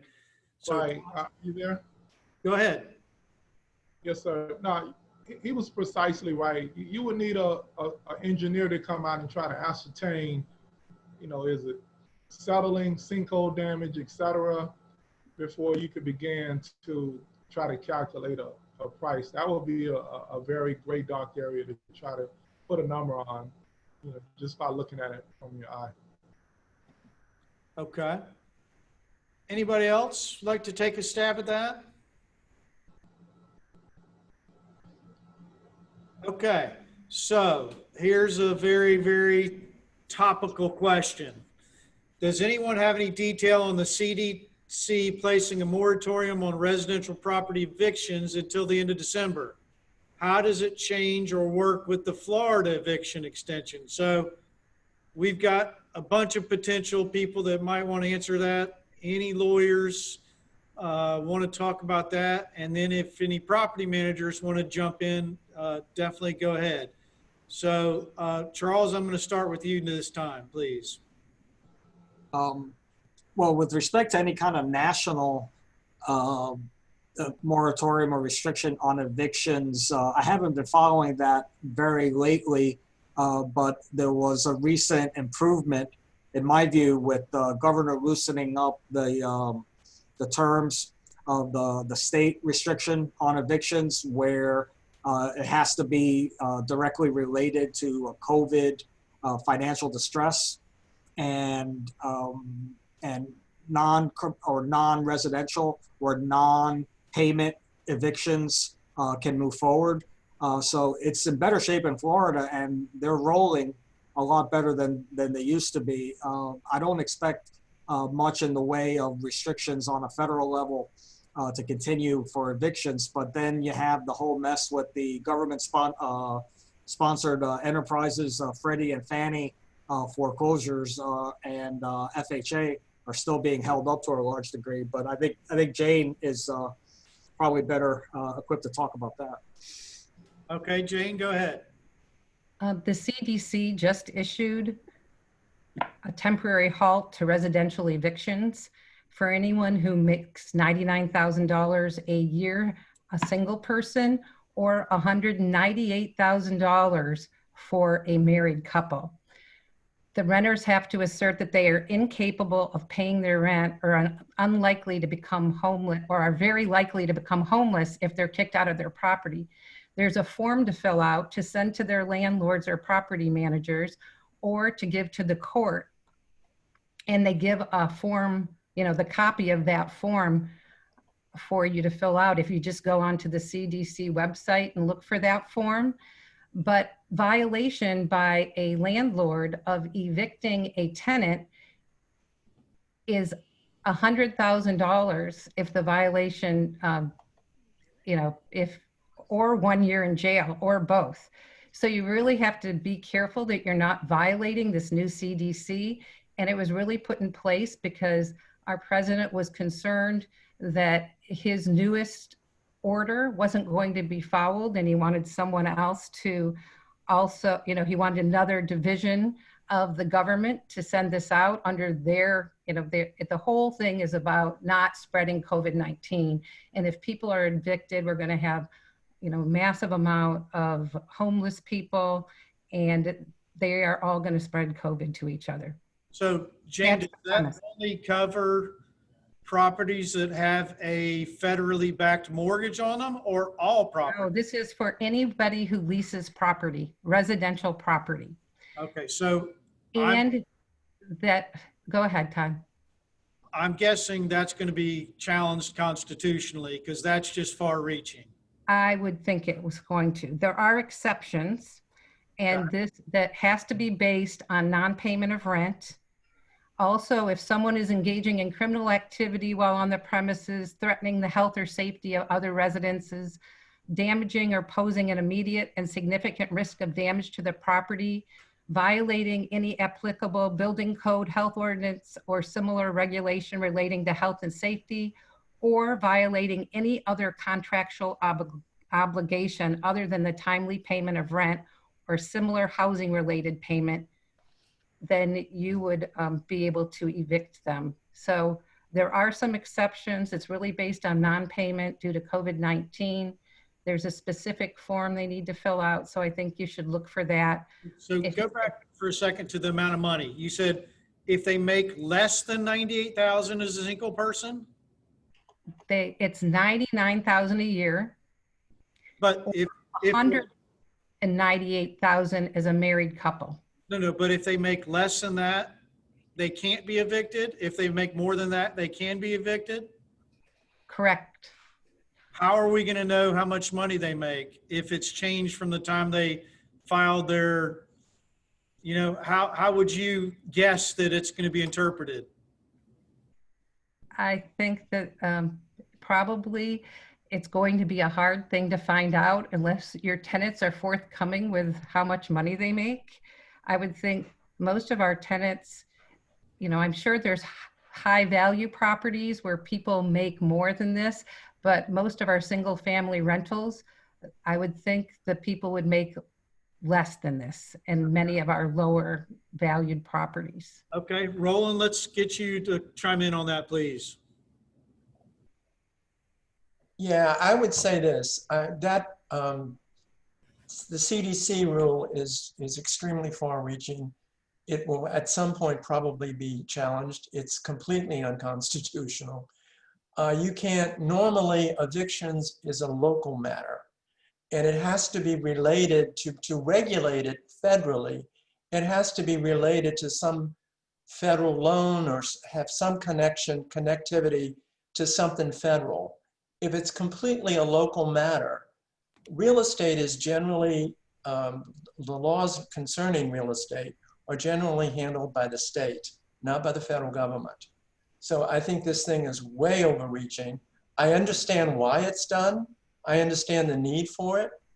I think if somebody challenged it, it certainly would be ruled unconstitutional because it's way too broad. In terms of keeping people in the home because of a COVID-related income reduction, that seems to be the standard rule that is being applied locally and federally. And that does make some sense. But I mean, I've had trouble, for example, evicting a squatter, or not evicting, but getting rid of a squatter with unlawful detainer. I finally, after months and months, this has been going on since April. Is that Jeff's property? It's Jeff's property, yes. He had a squatter in there since April. Finally, today, I was able to finally set a hearing with the court in Lake County. We've been talking about that in the Advanced Investors meeting for about a couple months now. It's been a nightmare. And I had a similar situation in Osceola County involving a short-time rental. It's basically a hotel room. And she's been in there for, I don't know, 5 months. And we've been trying to get her out. Finally, I got a hearing on that as well. So, I mean, the courts have been very, very resistant to allowing evictions and foreclosures to going forward until recently. Okay. Joe, I'm going to get you to chime in. And there's an additional question related to, does the eviction moratoriums, both the state and the federal, only pertain to residential, or does it involve commercial as well? No, they're only residential. They're only residential. And I'm going to defer to Jane and Roland because they're in court every day on foreclosures and evictions, and I'm not. And that's another thing, the foreclosures is how it's going to affect those, because they've aimed this at evictions initially, but I won't be surprised to see it come down the pike and be applied to foreclosures as well. And everybody's talking about, challenging it in court, but it's, by the time it's challenged and makes it anywhere, it's going to be over at the end of the year anyway. And the amount that's going to have to be spent to do that, it's going to be tough. And also, one of the things we learn in law school is that if the executive branch walks in and says thinks one of two things, if they say national emergency or national security, the judicial branch throws up their hands and says, we're out. We have nothing to do because they have information that we don't have and we can never see. It's the executive branch's purview to do this. And with executive orders like this, with the executive branch, anytime it's a national emergency, I was talking to a client today, I was reading about this. Whenever a president makes a national emergency declaration about any kind of national emergency, the president, the executive branch immediately gets over 400 powers that are traditionally reserved for the legislative branch and maybe even judicial branch. So it sort of gives these superpowers to the executive branch to do a lot of things that this is really a very small thing that the executive branch can do and get away with whenever they declare a national emergency.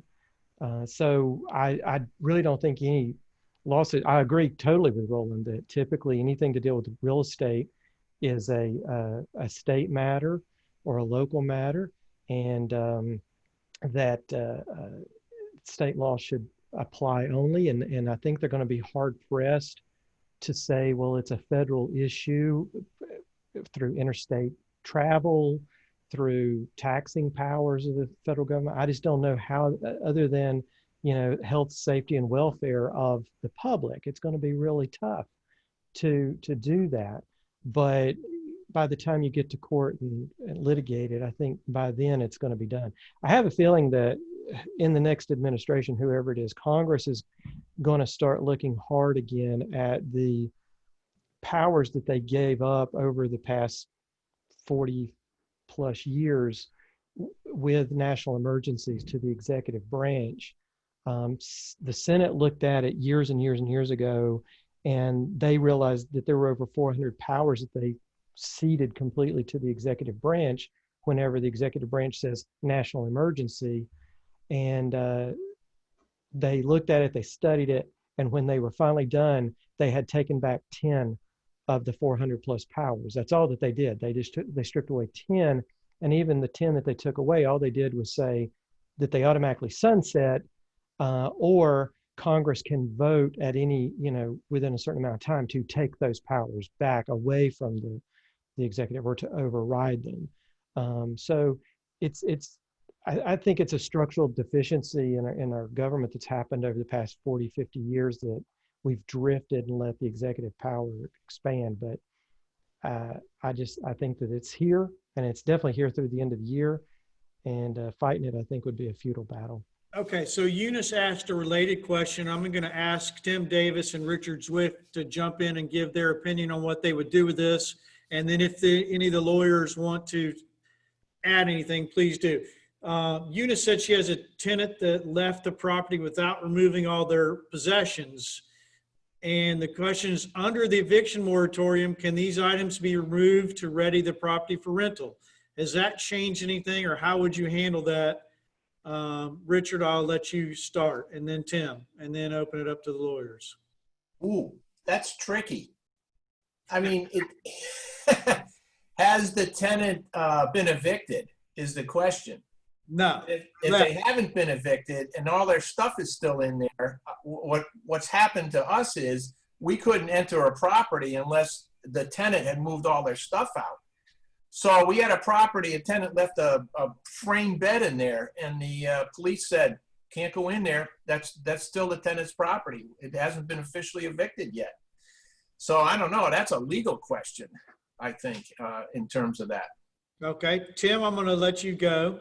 Yeah, you have to determine whether or not they have abandoned the property. So if they've left, if they've turned off power and water, and they've also not been in the property for, I think it's 14 or 15 days, then that is considered abandonment, and you can remove their stuff at that point without any recourse.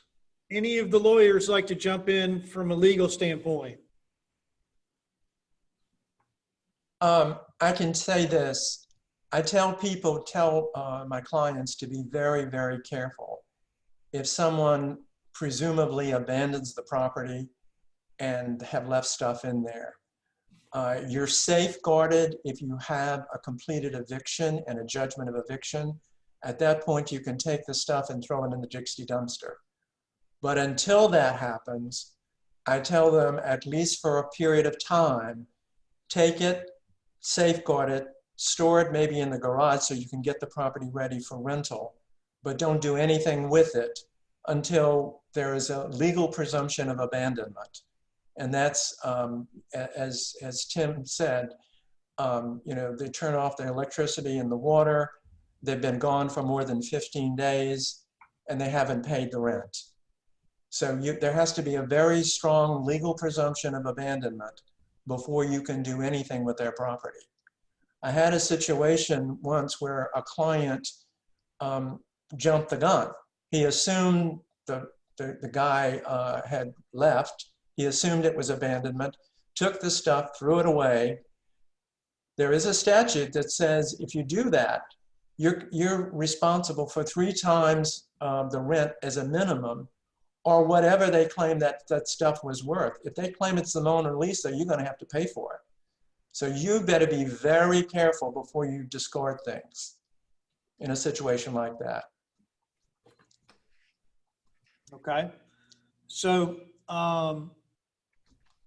let's see.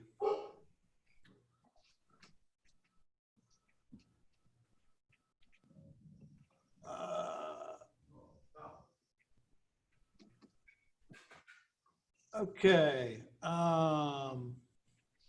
Said the power's not off. There's washer, dryer, and a truck in the driveway. What are the options available with the truck? So basically, they're still living there, Eunice. You've got to evict. I'm not a lawyer, but you don't have a choice in my opinion. You cannot do anything or you risk a huge, big bill. Let's put it that way. Okay. We need some more questions. Let's see. So Rosanny asked, she's new and how she can get help started investing. I'm going to ask Fern and Augie to start off and then see if anybody else would like to jump in on that one. So Augie, you go first with that one.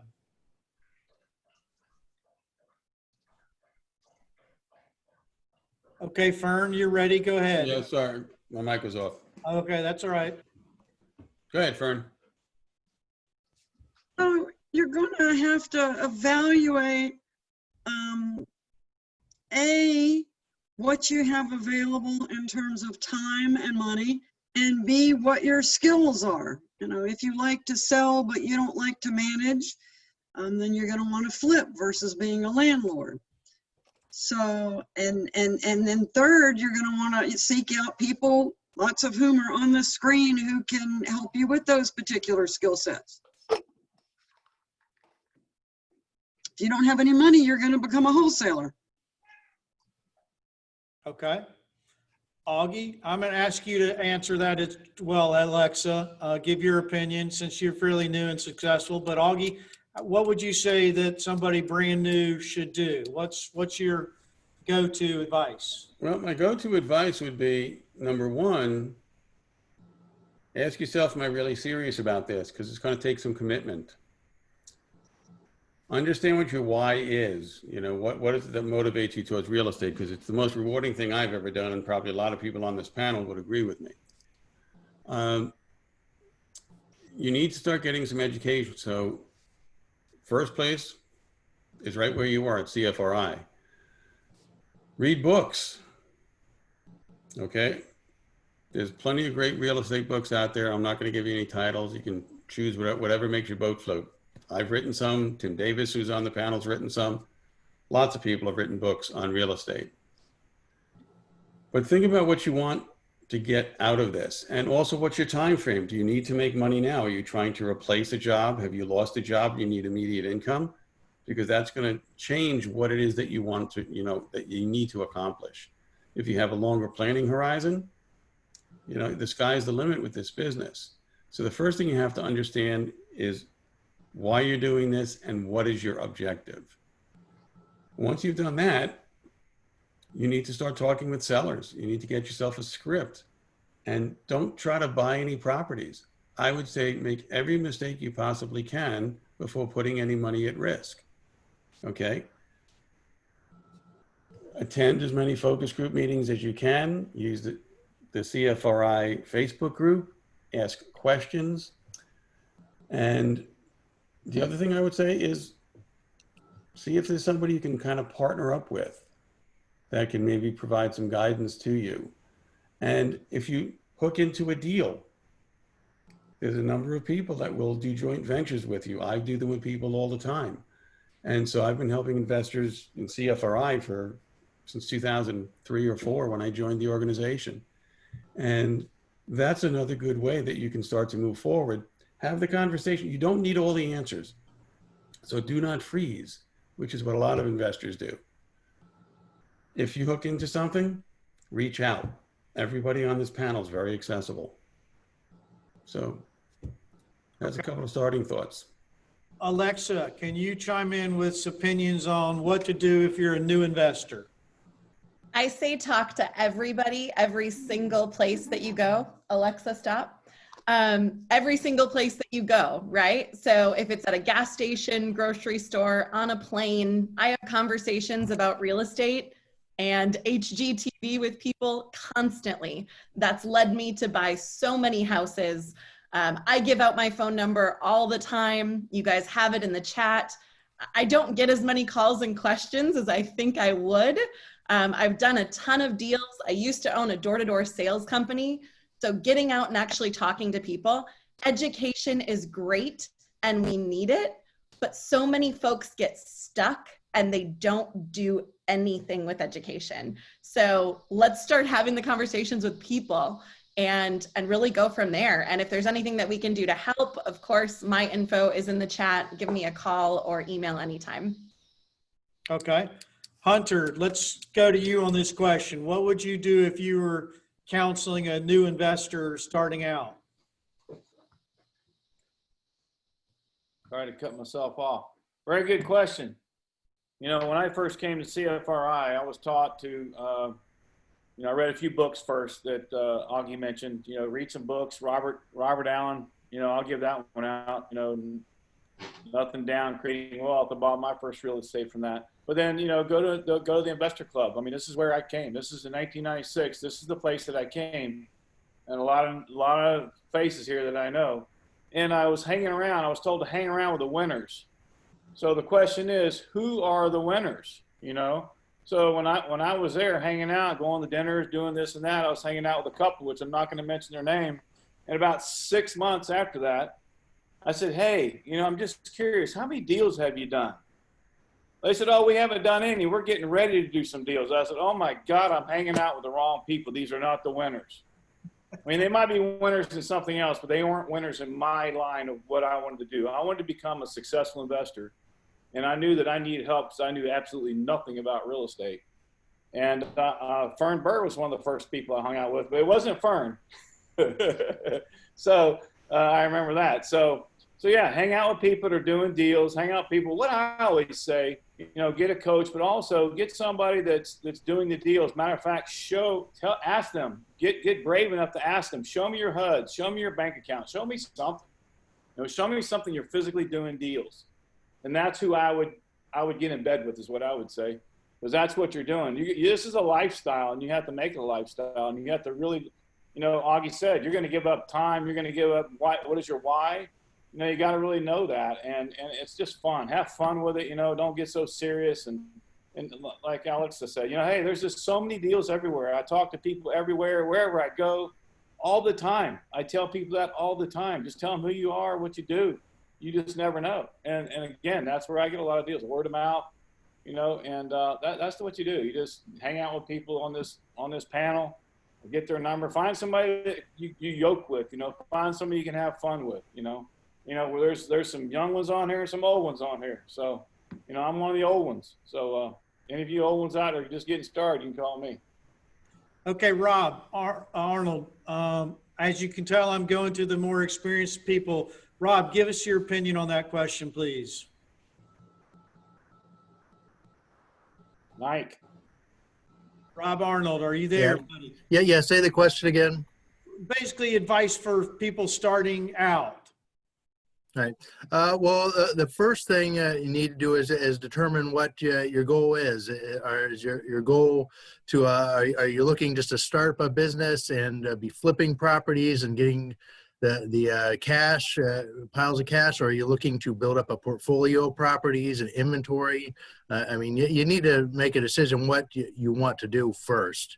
And then, you know, once you've done that, then the next step is getting educated on that. And a lot of it just attending the CFRI, the various meetings. There's a whole lot of focus groups, and there's county groups that talk about that. I mean, there are books on the subject. There's a zillion podcasts on the subjects. So I would get doing that first. And then obviously anything you can do to network with other people that are already doing that. A little bit more advanced than you. That would be what my suggestion. Okay. Awesome. I'm looking down. I'm trying to look at everybody's name on here, so I'm not trying to be rude. Denny, I'd like to get your opinion on that. You're a newer guy that took a lot of action. What advice can you give to a newer investor? How to get started? Oh, hello everyone. Can you, hello, can you see me? Yeah. Sorry about that. Yeah, what I would say for someone to get started, I really think it's a mix of education and then a mix of your goals. I would try first, have an idea of what you're doing. So if you're trying to get out of your job, if you're trying to make some extra money, if you're trying to use this to fund your retirement, have some like a light goal with the kind of what you really want to achieve, but then you need to go out and get tons of education, go to tons of groups, because then you can really have a better idea about molding that goal and you can see what's really possible. Then you can say, okay, I need to make these adjustments. I need to, maybe instead of saying I want to retire in 5 years, I can say, well, it's really going to take 10 or it's really going to take 3. So that would really be what I would recommend. Okay. And why did you decide to go into multifamily, Denny? Because you were still fairly new in single family. What was it that attracted you to the multifamily? Well, I'm going to really give a lot of credit to Desiree. When I do things, I like to stick to them for at least a 5-year period. And then I was doing flips. I had bought a couple of rentals. And really, I had, I was active, but I wasn't, taking over the world or anything, or really achieving the goals that I wanted to achieve as quickly as possible. So I wanted to earn more cash flow. I wanted to build wealth faster. And then I just saw that multifamily was a vehicle that was possible, where there was people that I saw doing deals where they were earning higher cash flow on just one deal, $4,000 a month. So I started learning about the topic. I started getting, learning about finance and analyzing deals and seeing how much of a team effort really multifamily is. Because multifamily, when you transition, it's not the same as buying a house. You can buy a house on your own, $50,000, $100,000, private investor, that's it. But when you go to multifamily, especially bigger properties, 20, 50 units, you need to have a lender, you need to have investors, you need to have a securities attorney. There's a lot more people on your team. And so the goal was really more cash flow, more growth. But then really it's become more fun and, just having more people on your team, being able to manage all that. Really, that was it. Okay. Foster, let's go to you on this question and take it from a wholesaling angle. A lot of people, it's really, really popular. They say, I want to get into wholesaling to start out. What advice would you give to those newbies that are interested in becoming a wholesaler? So there was a lot of advice handed out here, and it's all good. It's all several different perspectives. I can go from what I did, how it affected me after hearing so many different points of view. I was really driven to start, and that's all I can say. I wanted to get out of what I was doing, and I wanted to get the freedom of real estate. And I fixed up houses before I really got into wholesaling because I had too many houses to fix up. And I thought, man, maybe I could try this thing. I'll sell one before I fix it and see what happens. And I didn't make a lot of money on my very first wholesale deal. I only made about $4,200. But all I did was sign my name a couple of times. So the advice that I would give about getting into this business is get into it. You've got to make your commitment. And I'm echoing some other people. A lot of times, if you don't move forward, you spend a lot of time wanting, pretending to be, you're going to make a change. And we see this quite often. So it's the commitment to the hours and finding deals. I was doing deals before I joined CFRI. I probably joined CFRI on my 3rd or 4th deal because I didn't know about it. And we did the bus trips. And I met several people that are on this panel to this day. So what I did is I found people that would buy, and then I found people that would sell, right? Driving for dollars. The deal of the month was something that they sent some letters, but you can do that. Or you can partner up really with another wholesaler and pick up some work, help them move their properties. Of course, you have to watch your licensing there. It doesn't take a lot of money, as Fern said, to wholesale. If you have some marketing, it's good. But there's this whole world of JVing out there too in the wholesale business. It's kind of crazy right now. Yeah, there's one property that 50 people are selling. So if you can find some properties, it's much better than if you can sell some properties. So in your time, we don't know a lot of background on the person who asked the question, right? Do they have time outside of their job, Saturday, Sunday, nights, weekends? Are they a stay-at-home mom? You know, there's opportunities to be able to take blocks of time and apply them towards your goal. And almost everyone mentioned a goal. What do you want out of doing this? For me, I wanted a different lifestyle than I had. I wanted to spend more time with the kids. What I wanted mostly was when I asked for Christmas off on my job, when I had 2 small kids, and they told me that they would need to check the schedule and get back to me. Those days, I wanted to put that behind me. So it drove me to do what it took necessary. Long hours. I worked, actually I worked bartending at night and real estate during the day for the first couple of years I was in it. Looking for houses, banging nails, selling houses, looking for more houses. Okay, we're going to change directions now. I'm going to ask a question that I want Cindy and Arcoma to answer, and then I'm going to get Bob Borowski's opinion on it too. What makes a good title company investor friendly? Give me 3 tips that makes a title company investor friendly. So if you're making your calls and for some reason you're not using one of these guys, which I think is crazy, but let's just say you are, what makes a title company investor friendly? Cindy, with Equity Title, we're going to start with you.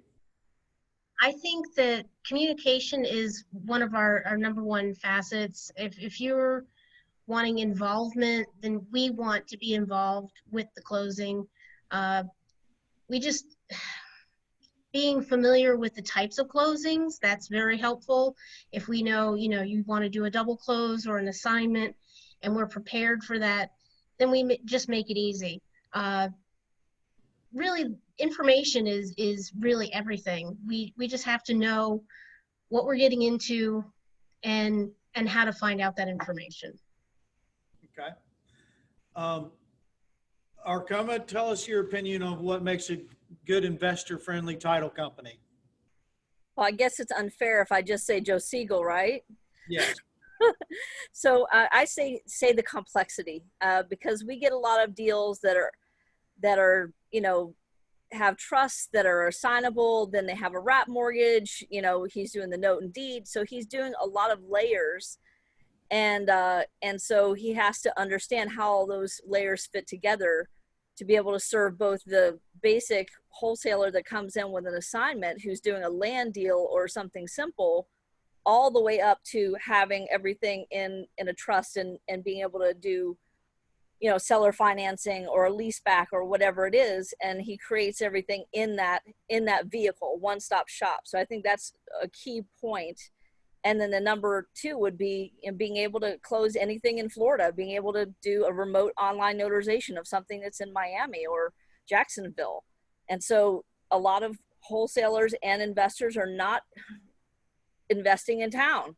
The good deals are on the outskirts and their people don't want to, drive there or be able to come into an office. So we can service the whole state. So I'd say those are the 2 top things that I would say.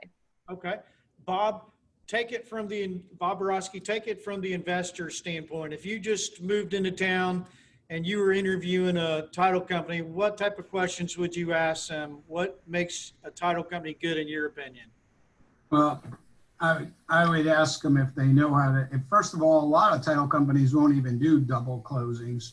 They don't know collateral assignments. They don't know, there's so much that they don't know. You need a sophisticated attorney with a title company. You can't just go to ABC title company down the block. They look at trusts and say, I don't understand it and I don't want to do it. So that's the first thing is you need a higher level of expertise.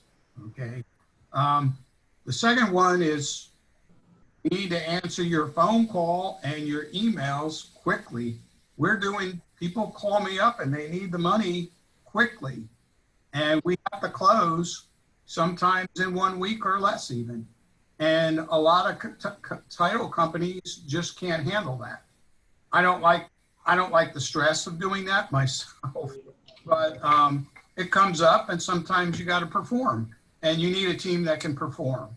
So I don't know really anything more specific than those things for, you know, for people that are doing private loans and private lending. And we do wraparound mortgages.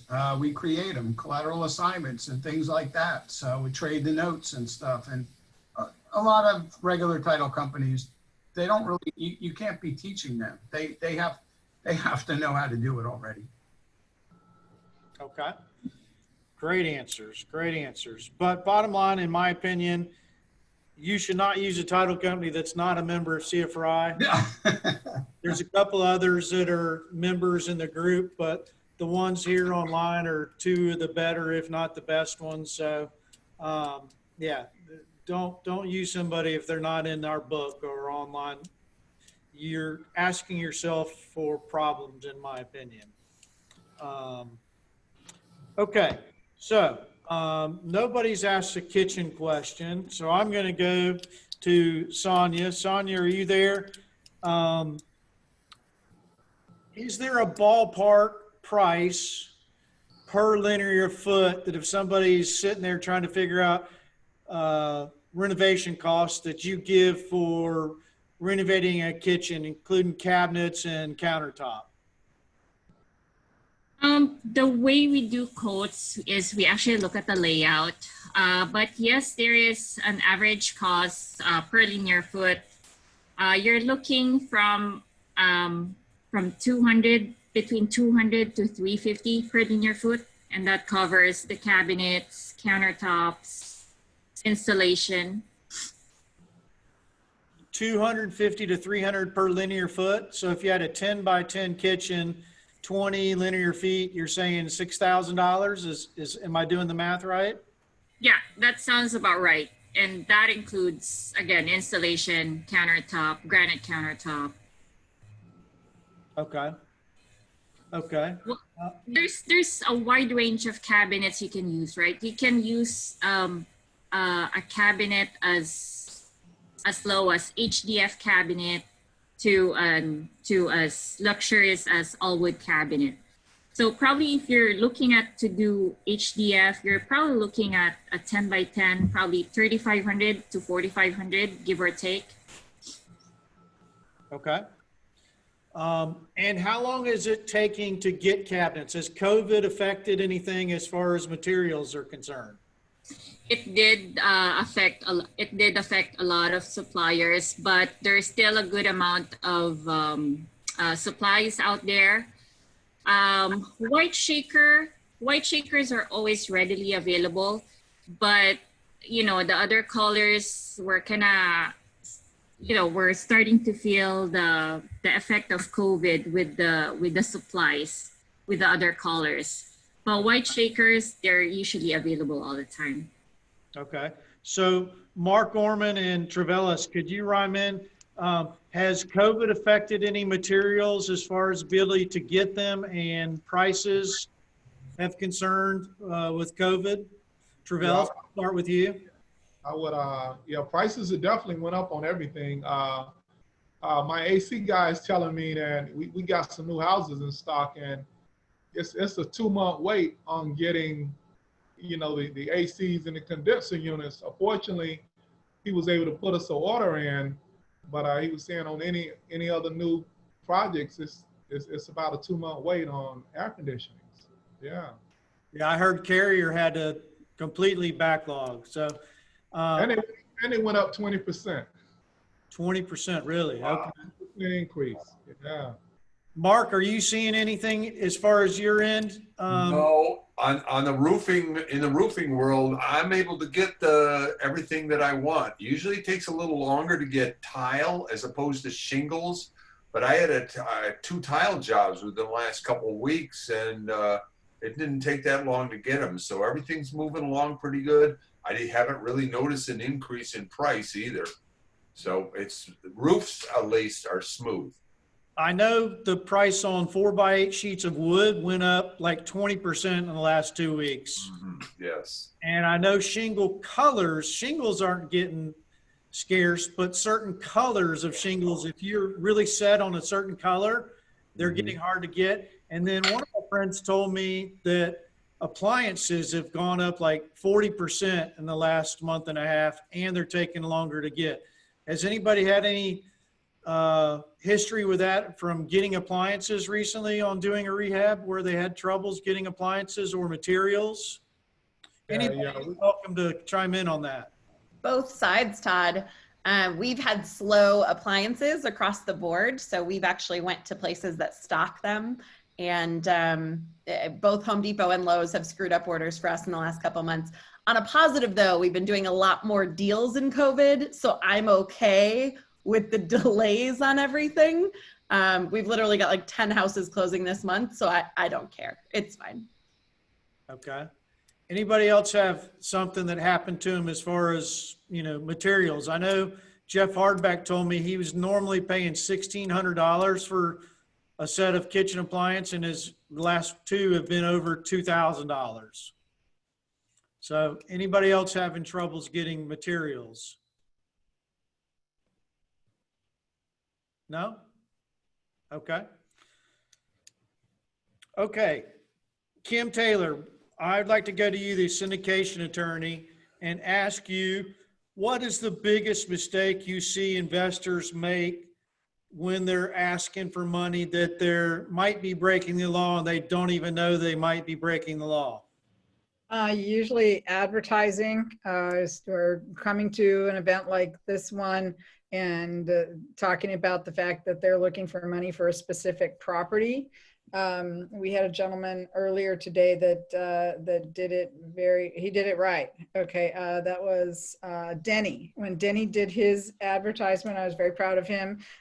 He didn't ask for anybody to invest in a specific deal. He just very generically said, we do this, we are multifamily syndicators, and we're looking for investors, but we want to develop relationships with them.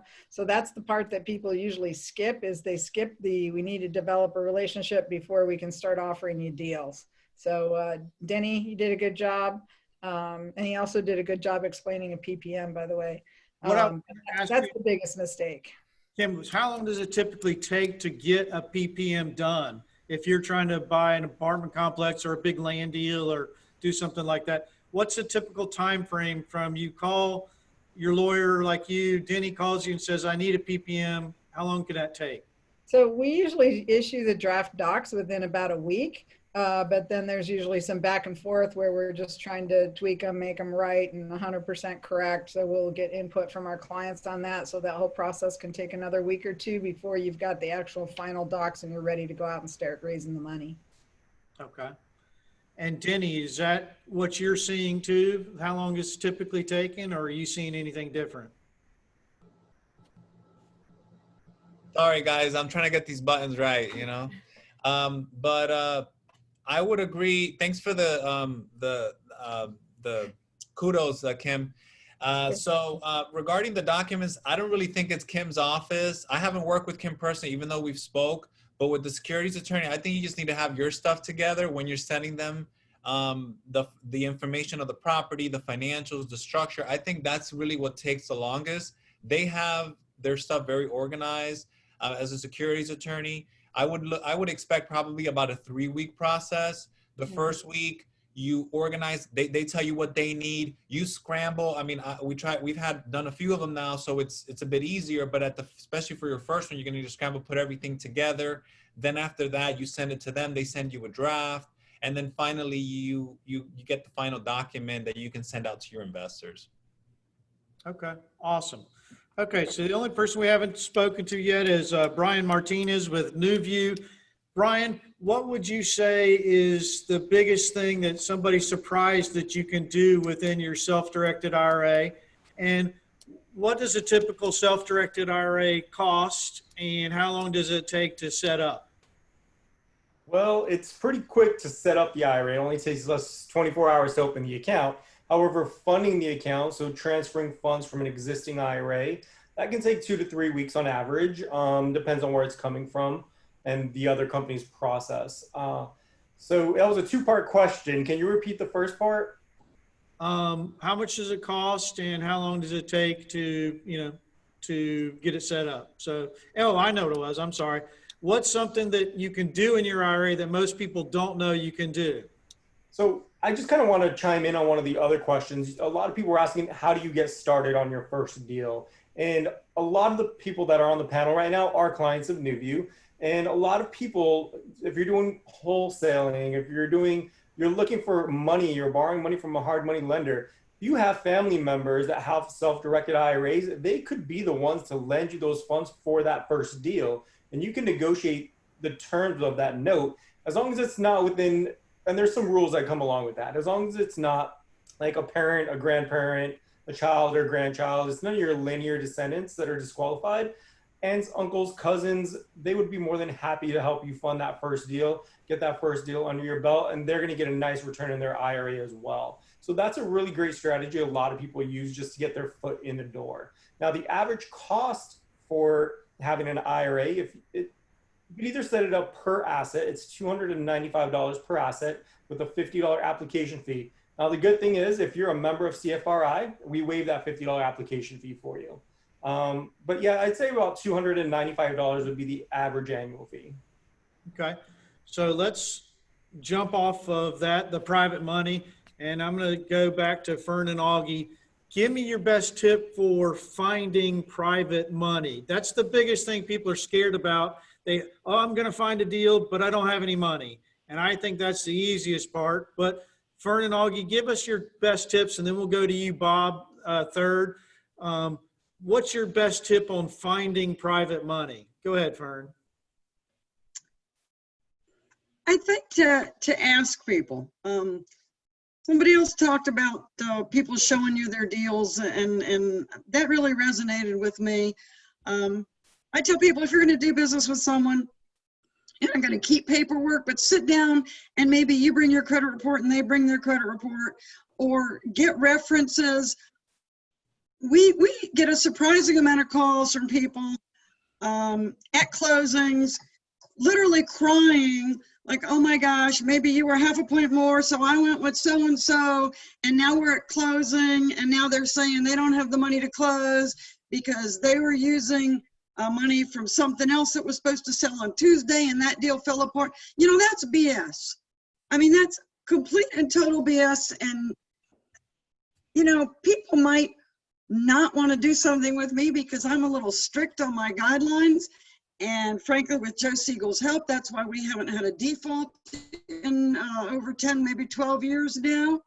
But we have never failed to have money show up at a closing. And think about this great deal of the month we had tonight. And he even said something about the cost of private money. And I'm like, wait a minute. You want someone to help you fund a transaction for you to make $80,000 in about 120 days? I mean, really think about how much that is worth, and don't look at so much the nickels and dimes, but is somebody really going to perform? I mean, it's cheap right now. When I first started, it was 3 points and 15%. He got it at 1 point and 12%. That looks cheap to me. Augie, what do you think about that? What, you know, when I first got to Florida, man, the numbers were 5 and 15. So yeah, 12 and but what's that? Which is illegal, but that's a different Well, story. yeah, I know, but that was at the time, you know, this was truly the Wild West. But one of the things that I've learned after doing this for as long as I have is that I never ask to borrow money. Instead, I ask people a question. What are you doing right now to get great returns on your investment capital? And I ask that to everybody I come in contact with. Because if they know something I don't know about money, I'm all ears. But 9 times out of 10, they say I'm getting lousy returns, or I'm scared to death of the market, man. It's like peaking up, and we just saw it drop 30%. Yeah, it's returned, but man, I don't know what to do. And that opens the door. If there was an investment that you felt was safe, backed by hard assets, that could give you a predictable rate of return, is that something you might want to learn more about, or maybe not? Okay, because I always take it away. And pretty much everybody wants to hear. And then we don't have a conversation until we schedule an appointment one-on-one. Okay, I do not ever talk about money at a CFRI meeting when we used to meet face-to-face. I don't do it even if I meet a stranger. I want to sit down over a cup of coffee, or now I'll do a Zoom call with somebody, but it's a one-on-one conversation. And then I have a very intentional conversation where there's no distractions. And I know that I don't work with everybody, but I do have opportunities that come up from time to time. And I would rather be pursued than be in pursuit. And that's something that has worked incredibly well. I've got access to literally millions of dollars in private money when I need it. And sometimes I have access to more than I can put to work. And that's a good problem to have. But I've learned that if you give people opportunities, you're in the power seat. When you go with your hat in your hand and you're asking for money, that can be a scary thing for people to say, gee, you know, I just don't think I'm comfortable with that idea. Okay. But if you come across, you know, if you come across as confident and knowledgeable, and if you're not confident and knowledgeable, partner with someone who is confident and knowledgeable. And you'll find that money is not a big problem. Bob Borowski, give us your best tip for finding private money, please. I just get people calling me because I've been around for a while and I've never lost my any private lender's money. So I have a lot of really small lenders and a few of really good sized ones. And the only advice to somebody new, don't take a chance on somebody from California or whatever it is. You know, they can, I've seen so many lenders, they appraise things crazy. I've had CFRI people come back and say, Bob, you told me it wasn't a deal. 2 years later, the California people loaned them all the money they wanted and they lost their shirt. And go with somebody local, even if it's a couple of nickels or dimes more, because it's not just the money. You're getting our years of experience, our contacts. Jay Abraham, marketing genius, calls it relationship capital. You're getting a whole lot more than just the money. Now, as far as, you know, I just like Augie said, I sit down and talk to people, find out, you know, not everybody's cut out for loaning money. And they also have to have it available. Is it in the bank or is it in an IRA? I got something in 1 week. I can't wait for the IRA to decide whether they're going to release the money or not. So everybody's a little bit different. And sometimes just having the access to the money quickly, very quickly. I have partners that are not on this panel today, but sometimes I call them. Fern knows who I'm talking about, and there's other people. We are a network of our professionals, not just the small people that we loan their money out also. So whoever the best fit is for whatever that deal is, that's it. And if it's not me, if it's somebody else, I make the phone call, we get the deal done. So there's a lot more to it than just people calling you up. How many points and how much interest? You know, that's one question or two questions, and it's not the most important questions. Okay. Can I chime in, Todd? Yes, please. All right. Something I was going to mention too, you asked me earlier the question about getting started and then kind of connects with private money. Something that helped me a lot was when I started in single family and did it for a while, for 5 years, I work with people. They let me borrow money to buy houses and flip houses. Those same people, they invested in my first apartment building. So what helped with that is building those relationships. About 80% of people are going to invest money with you because they like you and trust you. 20% of them don't really care about the relationship, maybe 10, and they're just looking at the numbers and making sure you know what you're doing. So really the first thing is you really need to focus on building a relationship, building credibility, and then having enough people, at least with what we're doing, because you have to raise, $500,000 to $1 million for one deal. is to have enough people on your list so people are ready when you need to access that capital. Maybe if you're averaging $50,000 each person and you need 10 people, make sure to have 20 or 30, because not everybody is going to have that money available at that time. Okay. Brian Martinez, we had a question for you. Does NuView offer checkbook control? And tell people what checkbook control is and the positives and negatives of it, please. Okay, yeah, we definitely have checkbook control. It's a great option for anybody that likes to purchase properties at auctions. You have more control over your money. The way it would go is I would probably refer you to an attorney like Joe. Joe, I send majority of my clients that want checkbook control to him, and he sets up their LLC for them. Once their LLC is created, our transactions department reviews the operating agreement, the articles of incorporation, just to make sure it's within compliance with the IRS. And then the funds are transferred from their IRA to a business checking account. Now they have complete control of that money to be able to handle their investments.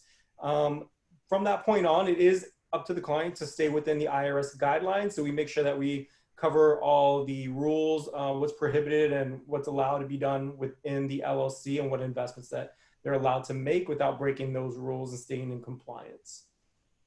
Okay. Awesome. Looking for any other questions that I think are relevant for everything. Masood asked, a tenant moved in August while the lease will be ended up in September. I want to know if I can keep the security deposit for September rent. Does anybody want to take on that? Any of the lawyers, or Richard, or Tim?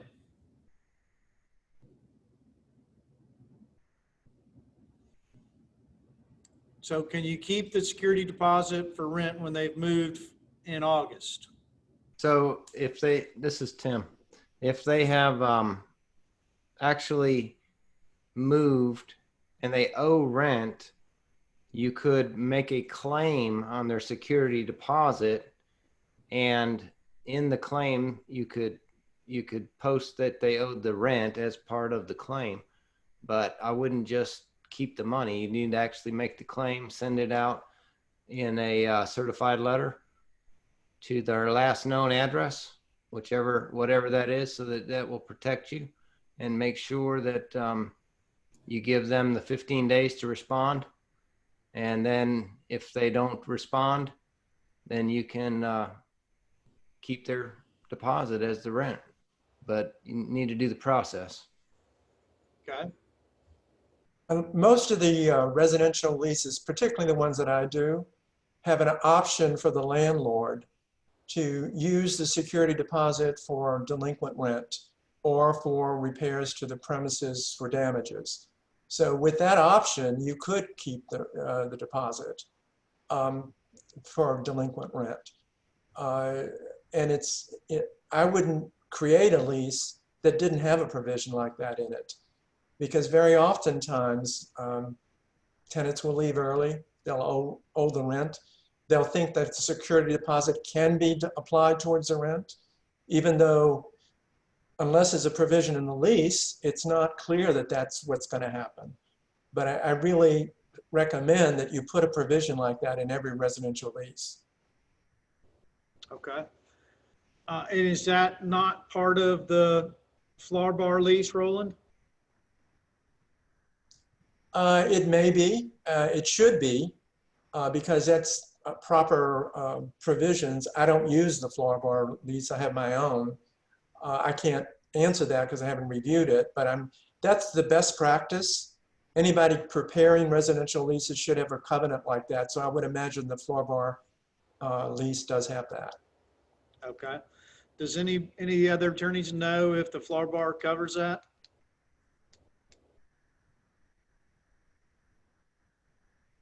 Okay. So we have a question about subject to, and I'm going to ask Alexa and Hunter to jump in. And do you have a particular book or video that you recommend to learn about buying properties subject to the existing mortgage? Alexa, tell us what subject to is first off, or your definition of it. Subject 2 is taking over the mortgage payments on an existing mortgage, not transferring it into your name. It is staying in the seller's name, and you are just making the payments. There's a lot of other pieces, of course, that go into it. We move the property into a land trust. We do it with Joe Seagle primarily. And as far as the question of a good way to get started is talk to someone, I think, locally that does them. I think Hunter brought it up earlier. You know, I wanted to be surrounded with the people that were actually physically doing the deals. We're closing on a subject to deal with Joe tomorrow. There's a lot of those going on, but we want to make sure we're active in it and speak with somebody that can. As far as a class or a book, there's not really something specific, but obviously I'm happy to help. I know Joe is as well, and a lot of other folks on this call. Hunter, do you have an opinion on subject twos and getting started with it? Got to unmute yourself, bud. There you go. Old people, you know, we're kind of slow. I remember when I got my first subject to, that changed my whole world in the real estate. I'd done my first transaction already, made $43,000 on it when I first started. But getting subject to, as far as a book and all that, I'm sure there's a lot of stuff out there, literature. We've been doing subject twos ever since. Matter of fact, my first transaction was a subject to existing mortgages. Usually we get them in the short sale industry because there's a lot of defaulted, you know, going on. So we bring payments current on properties and get you an attorney. There's plenty of attorneys on here that can get you the sub 2 packages. I mean, I work with Acosta. Been working with him for a long time, and you know, it's been you know, it's just, you just got to get help. You just want to do it right. I mean, if you're brand new and you're doing them, you know, you should get somebody that can guide you through it. You know, Alexa talked about the land trust. We've been using land trust before you know, when I got on in 1996, that was one of my biggest breakthroughs in real estate, was learning that you could, you know, buy, sell, and use land trusts and other things too, but, you know, for real estate. But it's just, you know, subject to is just a beautiful thing, beautiful model. Yeah, if you books or something like that, I mean, I would Google it, you know, but again, if I Googled a book, I'd want to know who wrote the book. If they're doing deals, you know, you don't want to have somebody wrote a book that hasn't done a sub 2, you know, just like hanging out with people that haven't done deals. You don't want to do that. So go to somebody that's doing it, you know, like Lex said. I mean, go to them, you know, go to Joe, you know, go to Augie, go to Fern. I mean, anybody on here knows how to do subject twos, I'm sure. And yeah, so that's, you know. I'm going to answer the first time because my son brought me all the, you know, kids my son's age, they don't want to read books, they want to watch videos. And I say, you have no way of knowing if that person doing the video has any idea of what they're talking about. So ask Foster, ask Augie, ask Rob Arnold, ask people that have done subject twos, ask the attorneys. It's not hard, but you got to do it right. And it's a great way to buy properties. You know, just talk to people that have done them and that know how to do them right and can steer you in the right direction. Okay, so let's see if there's any other questions from the audience that I think are good.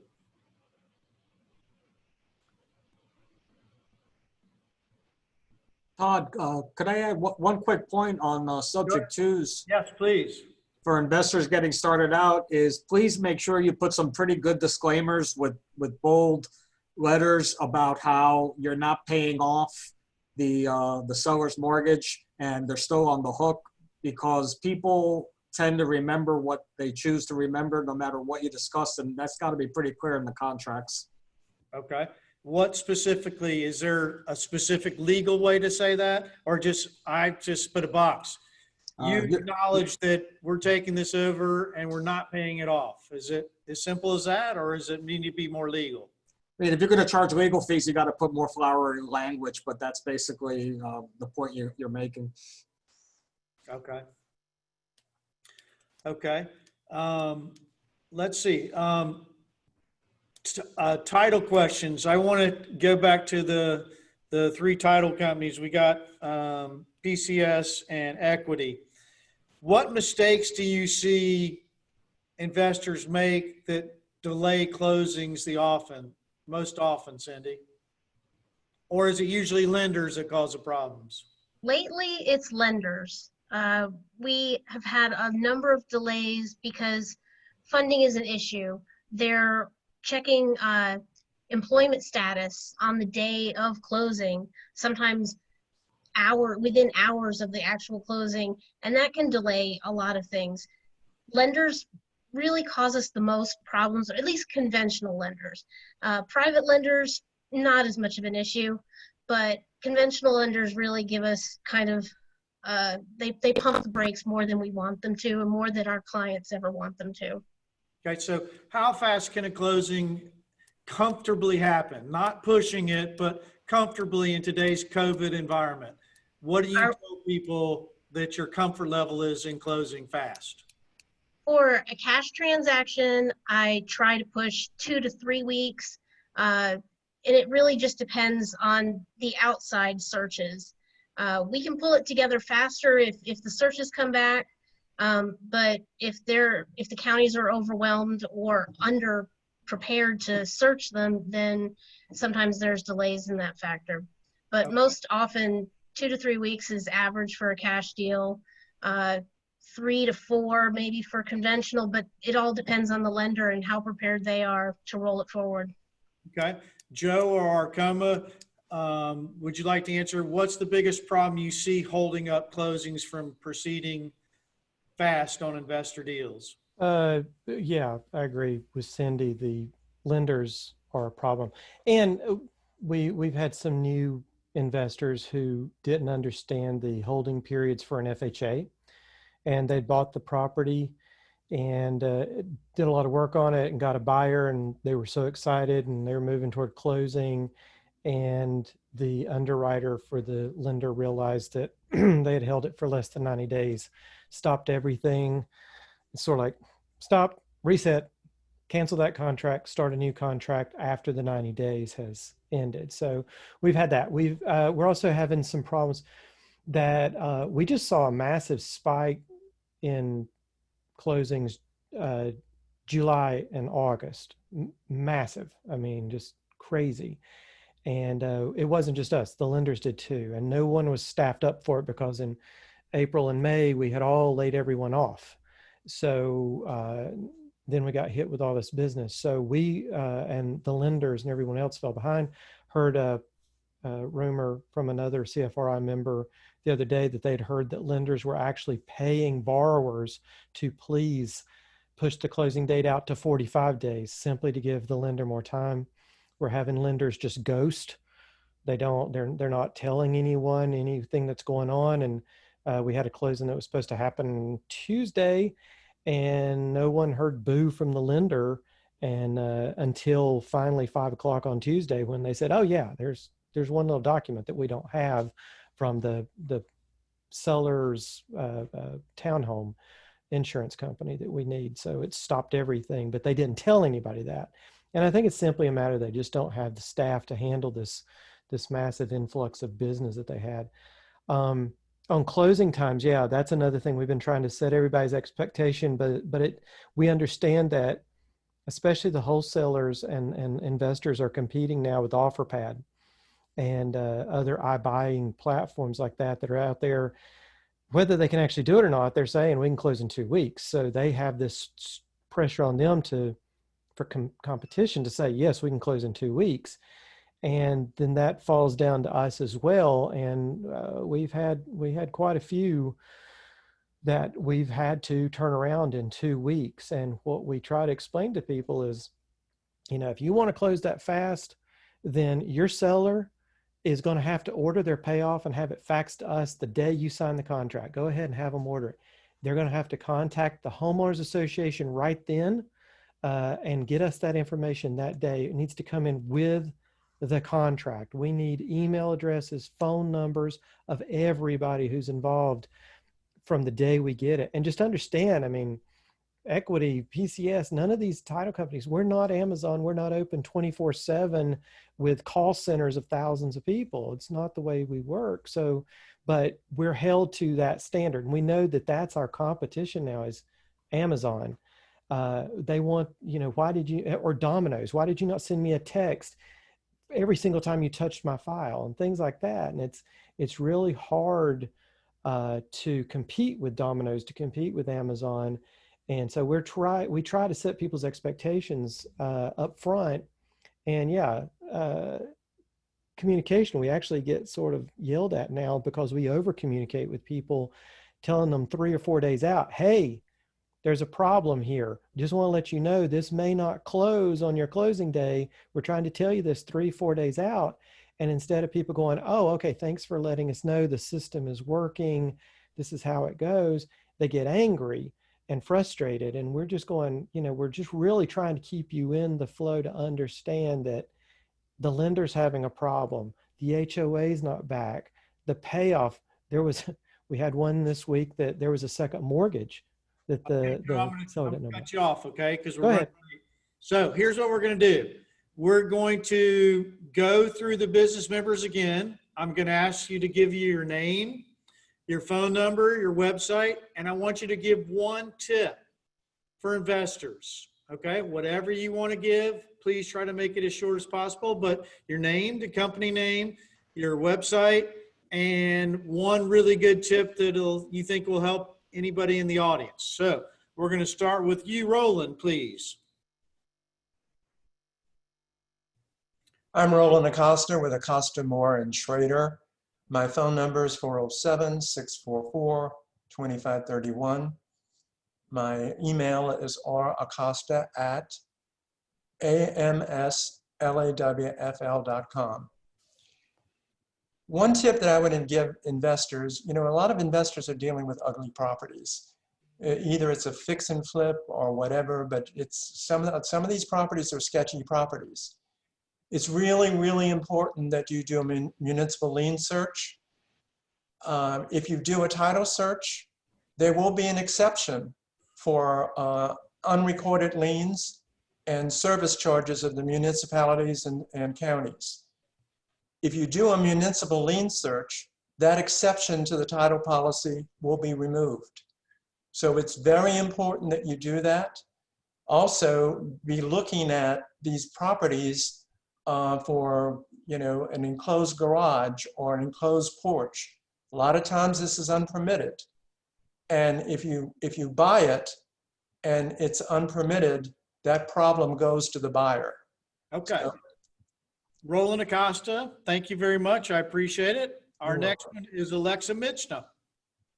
Hey, Alexa Michna. My company is Alexa Buys Houses. Like me on all the social medias, Alexa Buys Houses. John Bolton knows, see him jumping.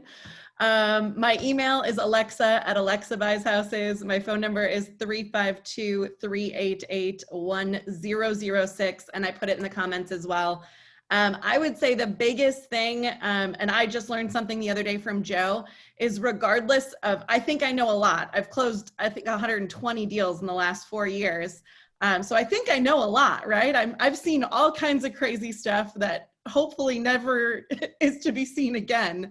But I ask every time. I sent a deal to Joe. I said, hey, we're closing on this. It's a little weird, like all my deals, which most of you know.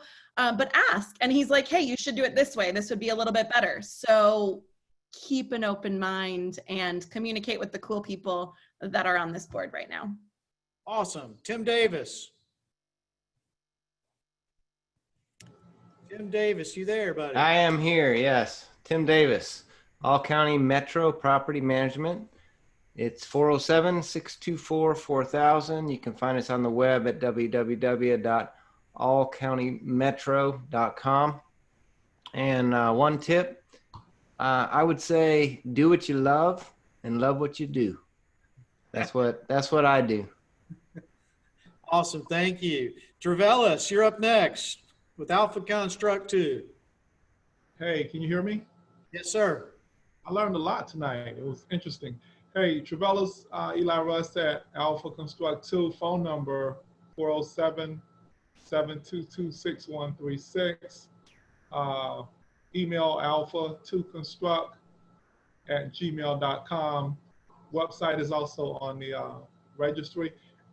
Tip of the night, your first impression is normally correct. About a property deal, contractors, subs, employees, I found that first gut instinct for gentlemen and the ladies' hunch never steer you wrong. Thank you.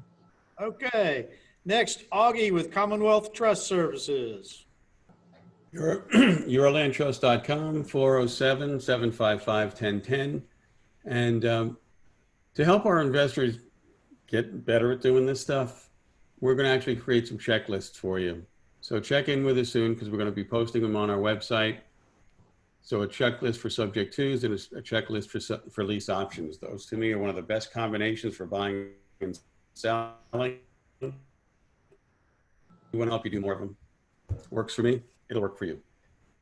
Thank you very much. Hunter, give us a tip about short sales, please. Okay, this is Hunter Pascal with Consulting Group LLC, negotiating debt service, 25 years. Buying properties that need to be sold. People that need to sell, not want to sell. It's real simple. Buying people that need to sell, not want to sell. That's it. You didn't give your phone number, please, Hunter. 407-772-CASH. 407-772-CASH. Denny Troncoso, Cosco Capital. Denny Troncoso, Coso Capital Group. That's www.cosocapitalgroup.com. And my phone number is 407-575-1327. Tips for multifamily investors, people that are considering investing in multifamily investments, are get some references from the sponsor, get some referrals from that person, and picture yourself if you could see yourself working with them for 3 to 5 years, because that's how long a typical deal takes when you are considering investing your money with them. Okay, I really screwed up. Tim Hendricks, I didn't call on you. I apologize. So we're going to give you extra time to give your best tip, please. All right, Todd, no problem. Most of what I do is commercial, so it's tough for me to translate that to the group. But I took a lot of good notes tonight, and someone else said they learned a lot, so I'll just give you a few things. Certainty of execution is very important. So my tip would be, when, especially new investors, when you're looking to do business with someone, ask for their track record. Other things, I think Bob mentioned this, local market knowledge is very important. We talked about track record. Communication is very key. The time value of money and understanding what that means. Sometimes it may behoove you to pay a little bit more for faster service or better service. I'm Tim Hendricks with Creed Partners. My telephone number is 321-663-0674. My email address is tim@creedpartners.org. Tim, let me ask you a follow-up question. How long can we expect for a non-residential mortgage to get it done? How fast can we typically get something done? Commercial loan secured by commercial property, or a commercial loan secured by residential property, is probably going to take today in the pandemic at least 60 days. So it used to be 30 to 45. We could operate in that environment, but now it's 60 to 90 days. And that's another thing that I like to do, is manage people's expectations. And what's the going rate for a non-residential mortgage, if there's such an animal? I know that's a loaded question, but what's the going rate? It's if you have a commercial building and you're going to occupy that building as a business, then you might actually get rates that are very low today. So we're in kind of a conundrum, because rates are really low, but the availability of credit is very tough to get. So owner-occupied commercial real estate might be below 4%. Other loans, if you have investment real estate, if you can get it from a traditional lender, is probably going to be prime +2 to prime +3 today, prime being 3.25. So you're probably talking 5 to 6%. Okay, awesome. And if they call you, will you give them your favorite local banks, or is that something you work with the local banks? I will listen to the needs of the borrower to see what type of property they need to finance and where it is, and all the intricacies of checking their experience, and try to take a consultative approach to it. The lenders that I work with and the loan brokers that I work with, they use banks, credit unions, CMBS, life insurance companies, bridge lenders, private lenders, hard money lenders, everything soup to nuts. Okay. Thank you, Tim. Did Nazreen show up? Nazreen, okay.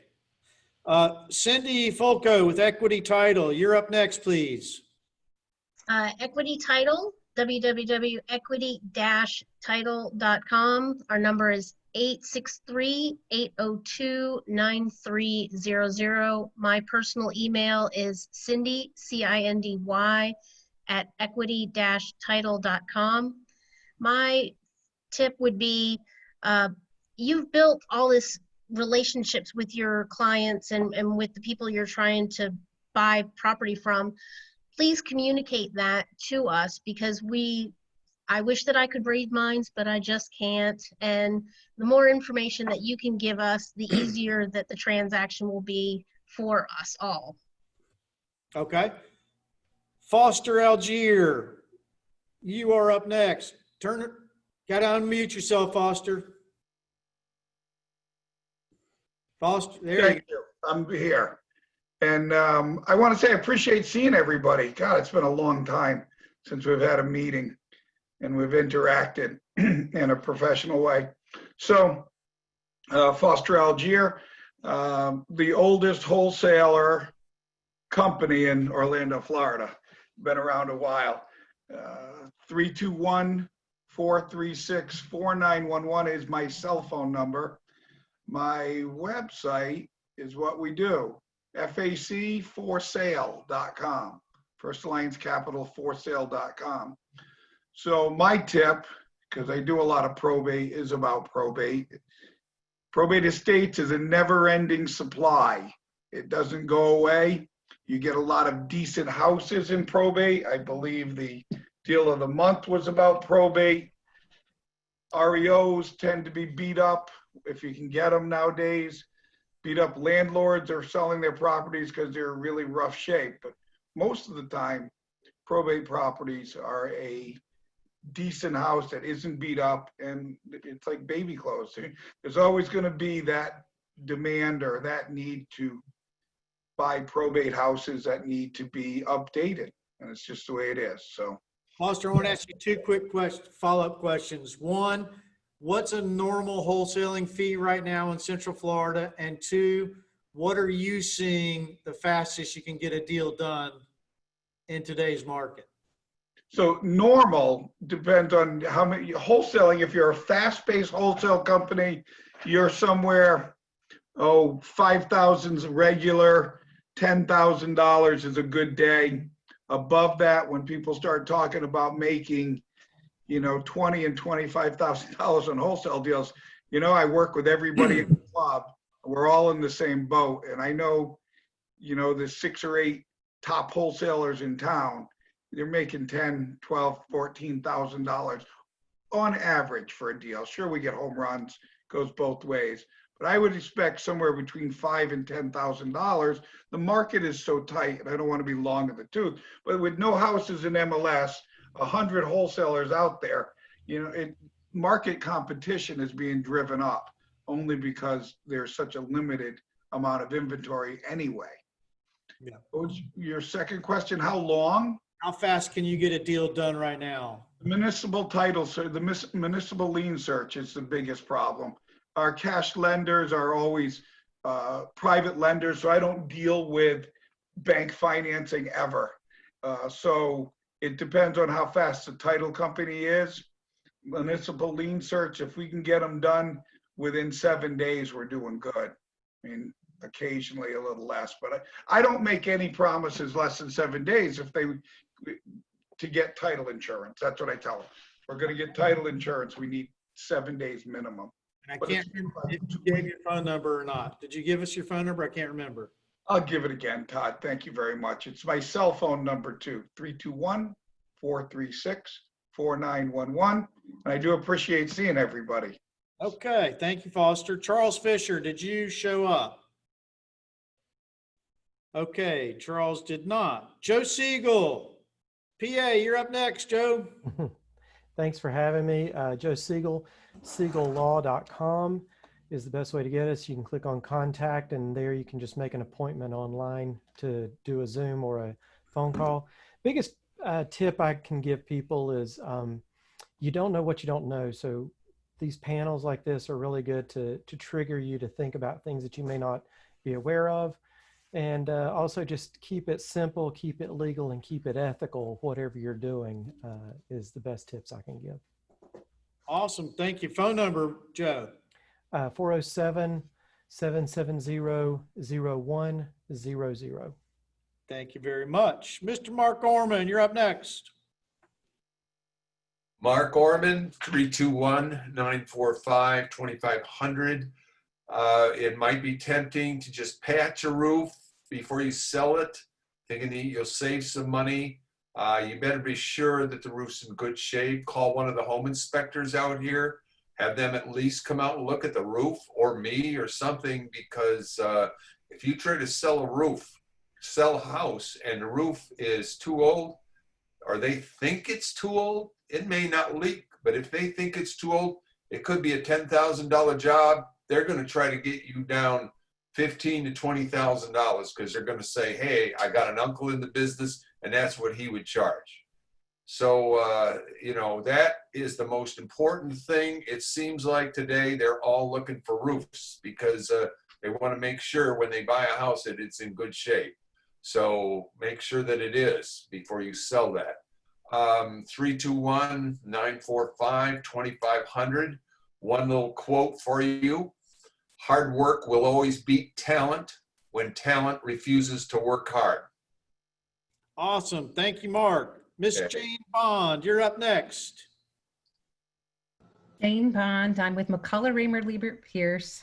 My phone number is 321-332-8565.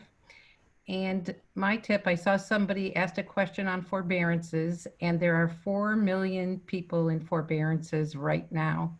So if you're looking for opportunities for purchasing single-family residences, there are a lot of people that are going to need help. So as Lexi said, she's finding a lot of deals during the COVID-19. And when they get out of these forbearance plans, some of them are probably going to end up in foreclosure. So there's a lot of opportunities to get out there and help people. So let's all help someone. So Jane, let me ask you a follow-up question. Is there a way to find a list of people in forbearance? Not that I know of. Okay. Thank you very much. I appreciate it. Fern Burr, Mortgage Professionals, you're up next. I am the lovely and talented Fern C. Burr. Or as Mark Orman likes to say, young, lovely, and talented. Mortgage Professionals of Central Florida, 407-330-2855. My email is fern@cfl.rr.com. My website is ferncburr.zip4home.com. And my advice is, you have so much of what you need right in front of you right now. I mean, I can just go across the little Zoom frames here. Brian Martinez, you probably don't know, Shep and I were one of the first 10 clients when Glenn opened NuView here in town. And now we have the checkbook control IRA, which we love. Tim Hendricks, woo, you know how I feel about you. John Bolton saved me $100,000 on a deal. Absolutely, positively the truth. And be like Richard Zwick and like animals. I saw that kitty going in and out of the frame tonight, Richard. There you go. So just to name a few, it's, you know, it's knowing people to help you solve your problems. I've been doing this a long time.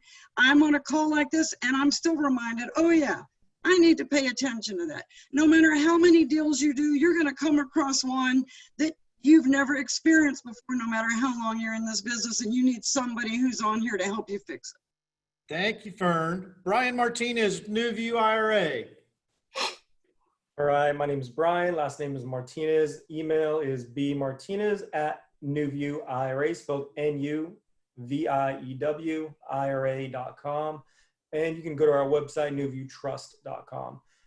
So my advice is, don't forget to save. There's a lot of self-employed people out there and they forget to save. And that's probably one of the best practices you can have. If you know you have a great deal and you're getting a great return on that, put a certain amount of maybe 5 to 10% away and put it into a retirement account, because compound interest can add up.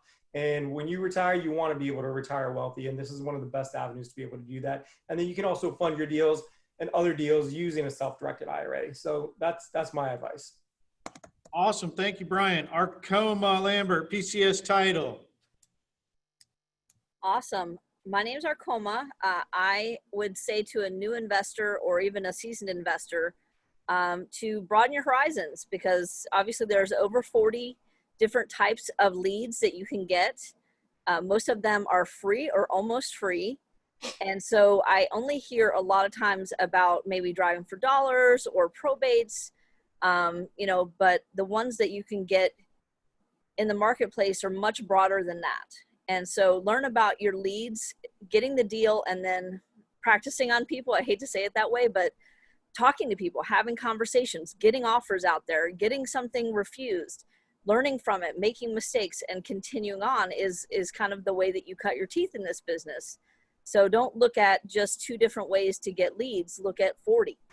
And if you want, how do you do those? Email me. I have just a Word document with all the ones that you can do. And obviously my contact information is arkoma@pcstitle.com, or you can text or call me at 407-734-3323. And thanks so much. Thank you, Arkoma. Bob Borowski, Private Money Network, you're up next. Okay. I lost internet for a few minutes. So what's the question? What am I supposed to do here? Just name, phone number, and their best tip. Okay. Bob Borowski, Private Money Network, 386-589-7439 is my number. BOBBUR9900@outlook.com is my email. My best tip is, if you're new, try to find several professionals that are part of CFRI right now. And I mean, if you need money, try to find somebody local in your area. We talked about that, but also you're getting a lot more than the money. You're getting a mentor also. Some people won't take the time. They just want to do straight business, but other people will give you a whole lot more, and it's much more valuable than what it's costing you.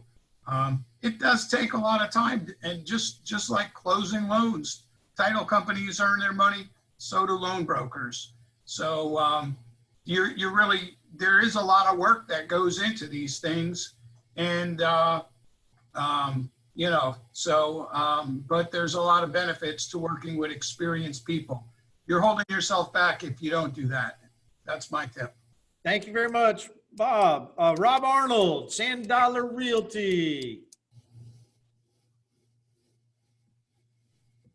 Rob, are you still with us? I am. I'm muted. I'm Rob Arnold at Sand Dollar Realty Group, 407-375-4567. That's my direct cell phone. The website, sdrhouses.com.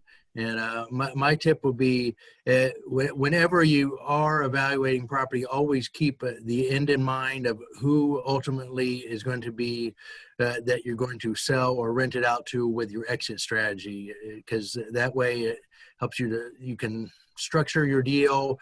And if you're fixing the property, you fix it correctly so that it's going to be going to the whoever you ultimately are going to sell it to. So you want to be able to have that in mind. If it is the end buyer for your deal, going to be an investor, be a first-time homeowner, a renter, some type of lease option. But so that way you can structure and properly rehab or fix the property to meet that goal. And always take action. And a lot of people just kind of sit on their hands and they're studying and then getting educated forever. But ultimately, you got to take action, make something happen. Awesome. Thank you, Rob. Richard Zwick with Sand Dollar Property Management. Great evening tonight, guys. Richard Zwick, Sand Dollar Property Management. My phone number, 407-246-7118. Call me. I can help you with your property rental needs. My email, richard.zwick@cflpropertymanager.com, and cflpropertymanager.com is our website. My one tip is something that we always do with our tenants, and it keeps them in line. It works amazingly well. Inspect, inspect, inspect.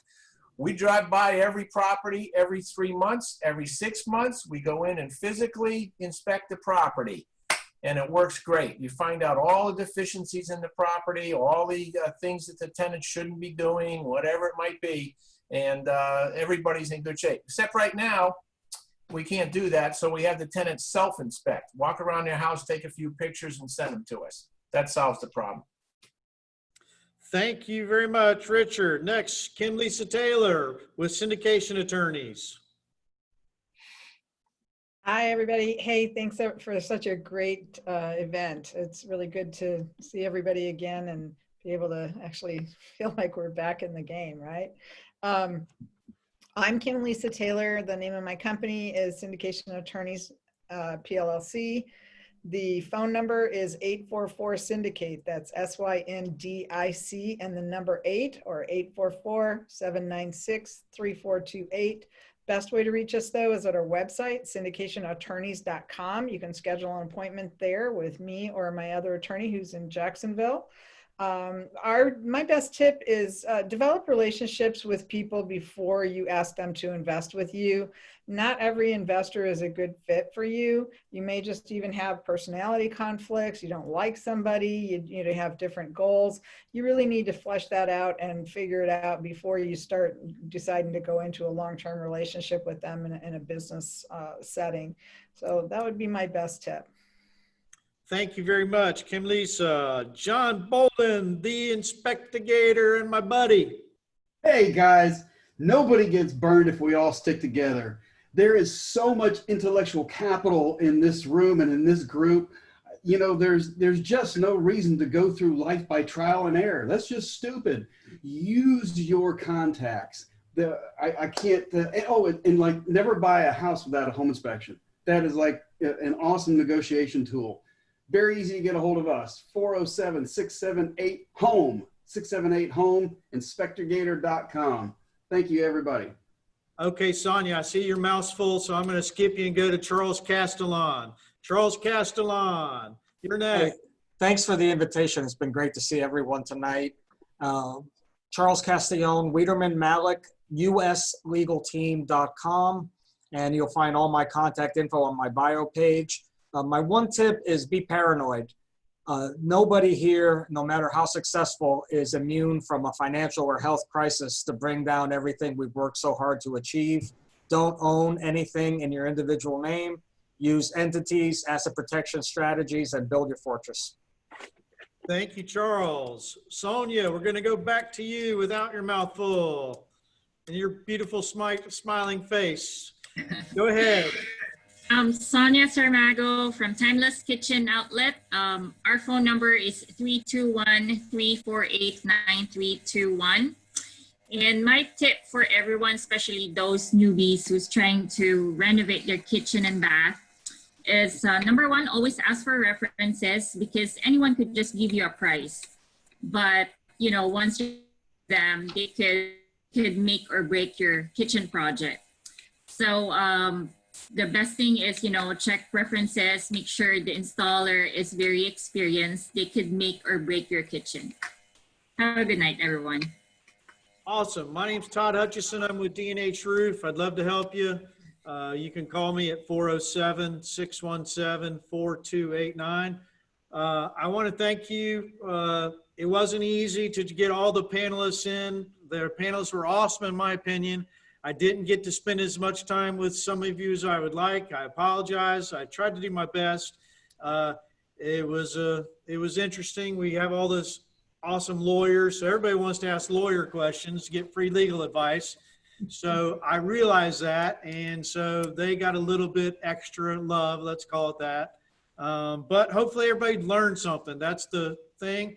I want to remind you of two things. Everybody's phone number, everybody you heard tonight, is at CFRI.net under the resources and then the business member directory. every single one of these people, if you're listening, their phone number and website is on the website on CFRI.net. I want to thank Buffy very, very much. She's awesome. She keeps all of us going. Yeah, let's give her a clap, Tim. Thank you, Buffy. Thank you. A lot of work, but it paid off, and no glitches. Yeah. Good job, Buff. We didn't have hardly any problems. I want to thank everybody for coming. Make sure you check the calendar at CFRI.net to look for upcoming Zoom meetings. And please remember, we are looking for board members. If you would like to be a board member, email executive@CFRI.net, and Buffy can send you the packet to turn in to run for the board. We also have a link on the front page now of our website. There's a link. And almost all the participants that were there tonight are going to ask questions, answer questions if you send them an email or text them or call them. I want to thank everybody, the participants. I want to thank everybody for listening, and we'll see you at the next CFRI Zoom meeting. Thank you very much, and y'all have a wonderful evening.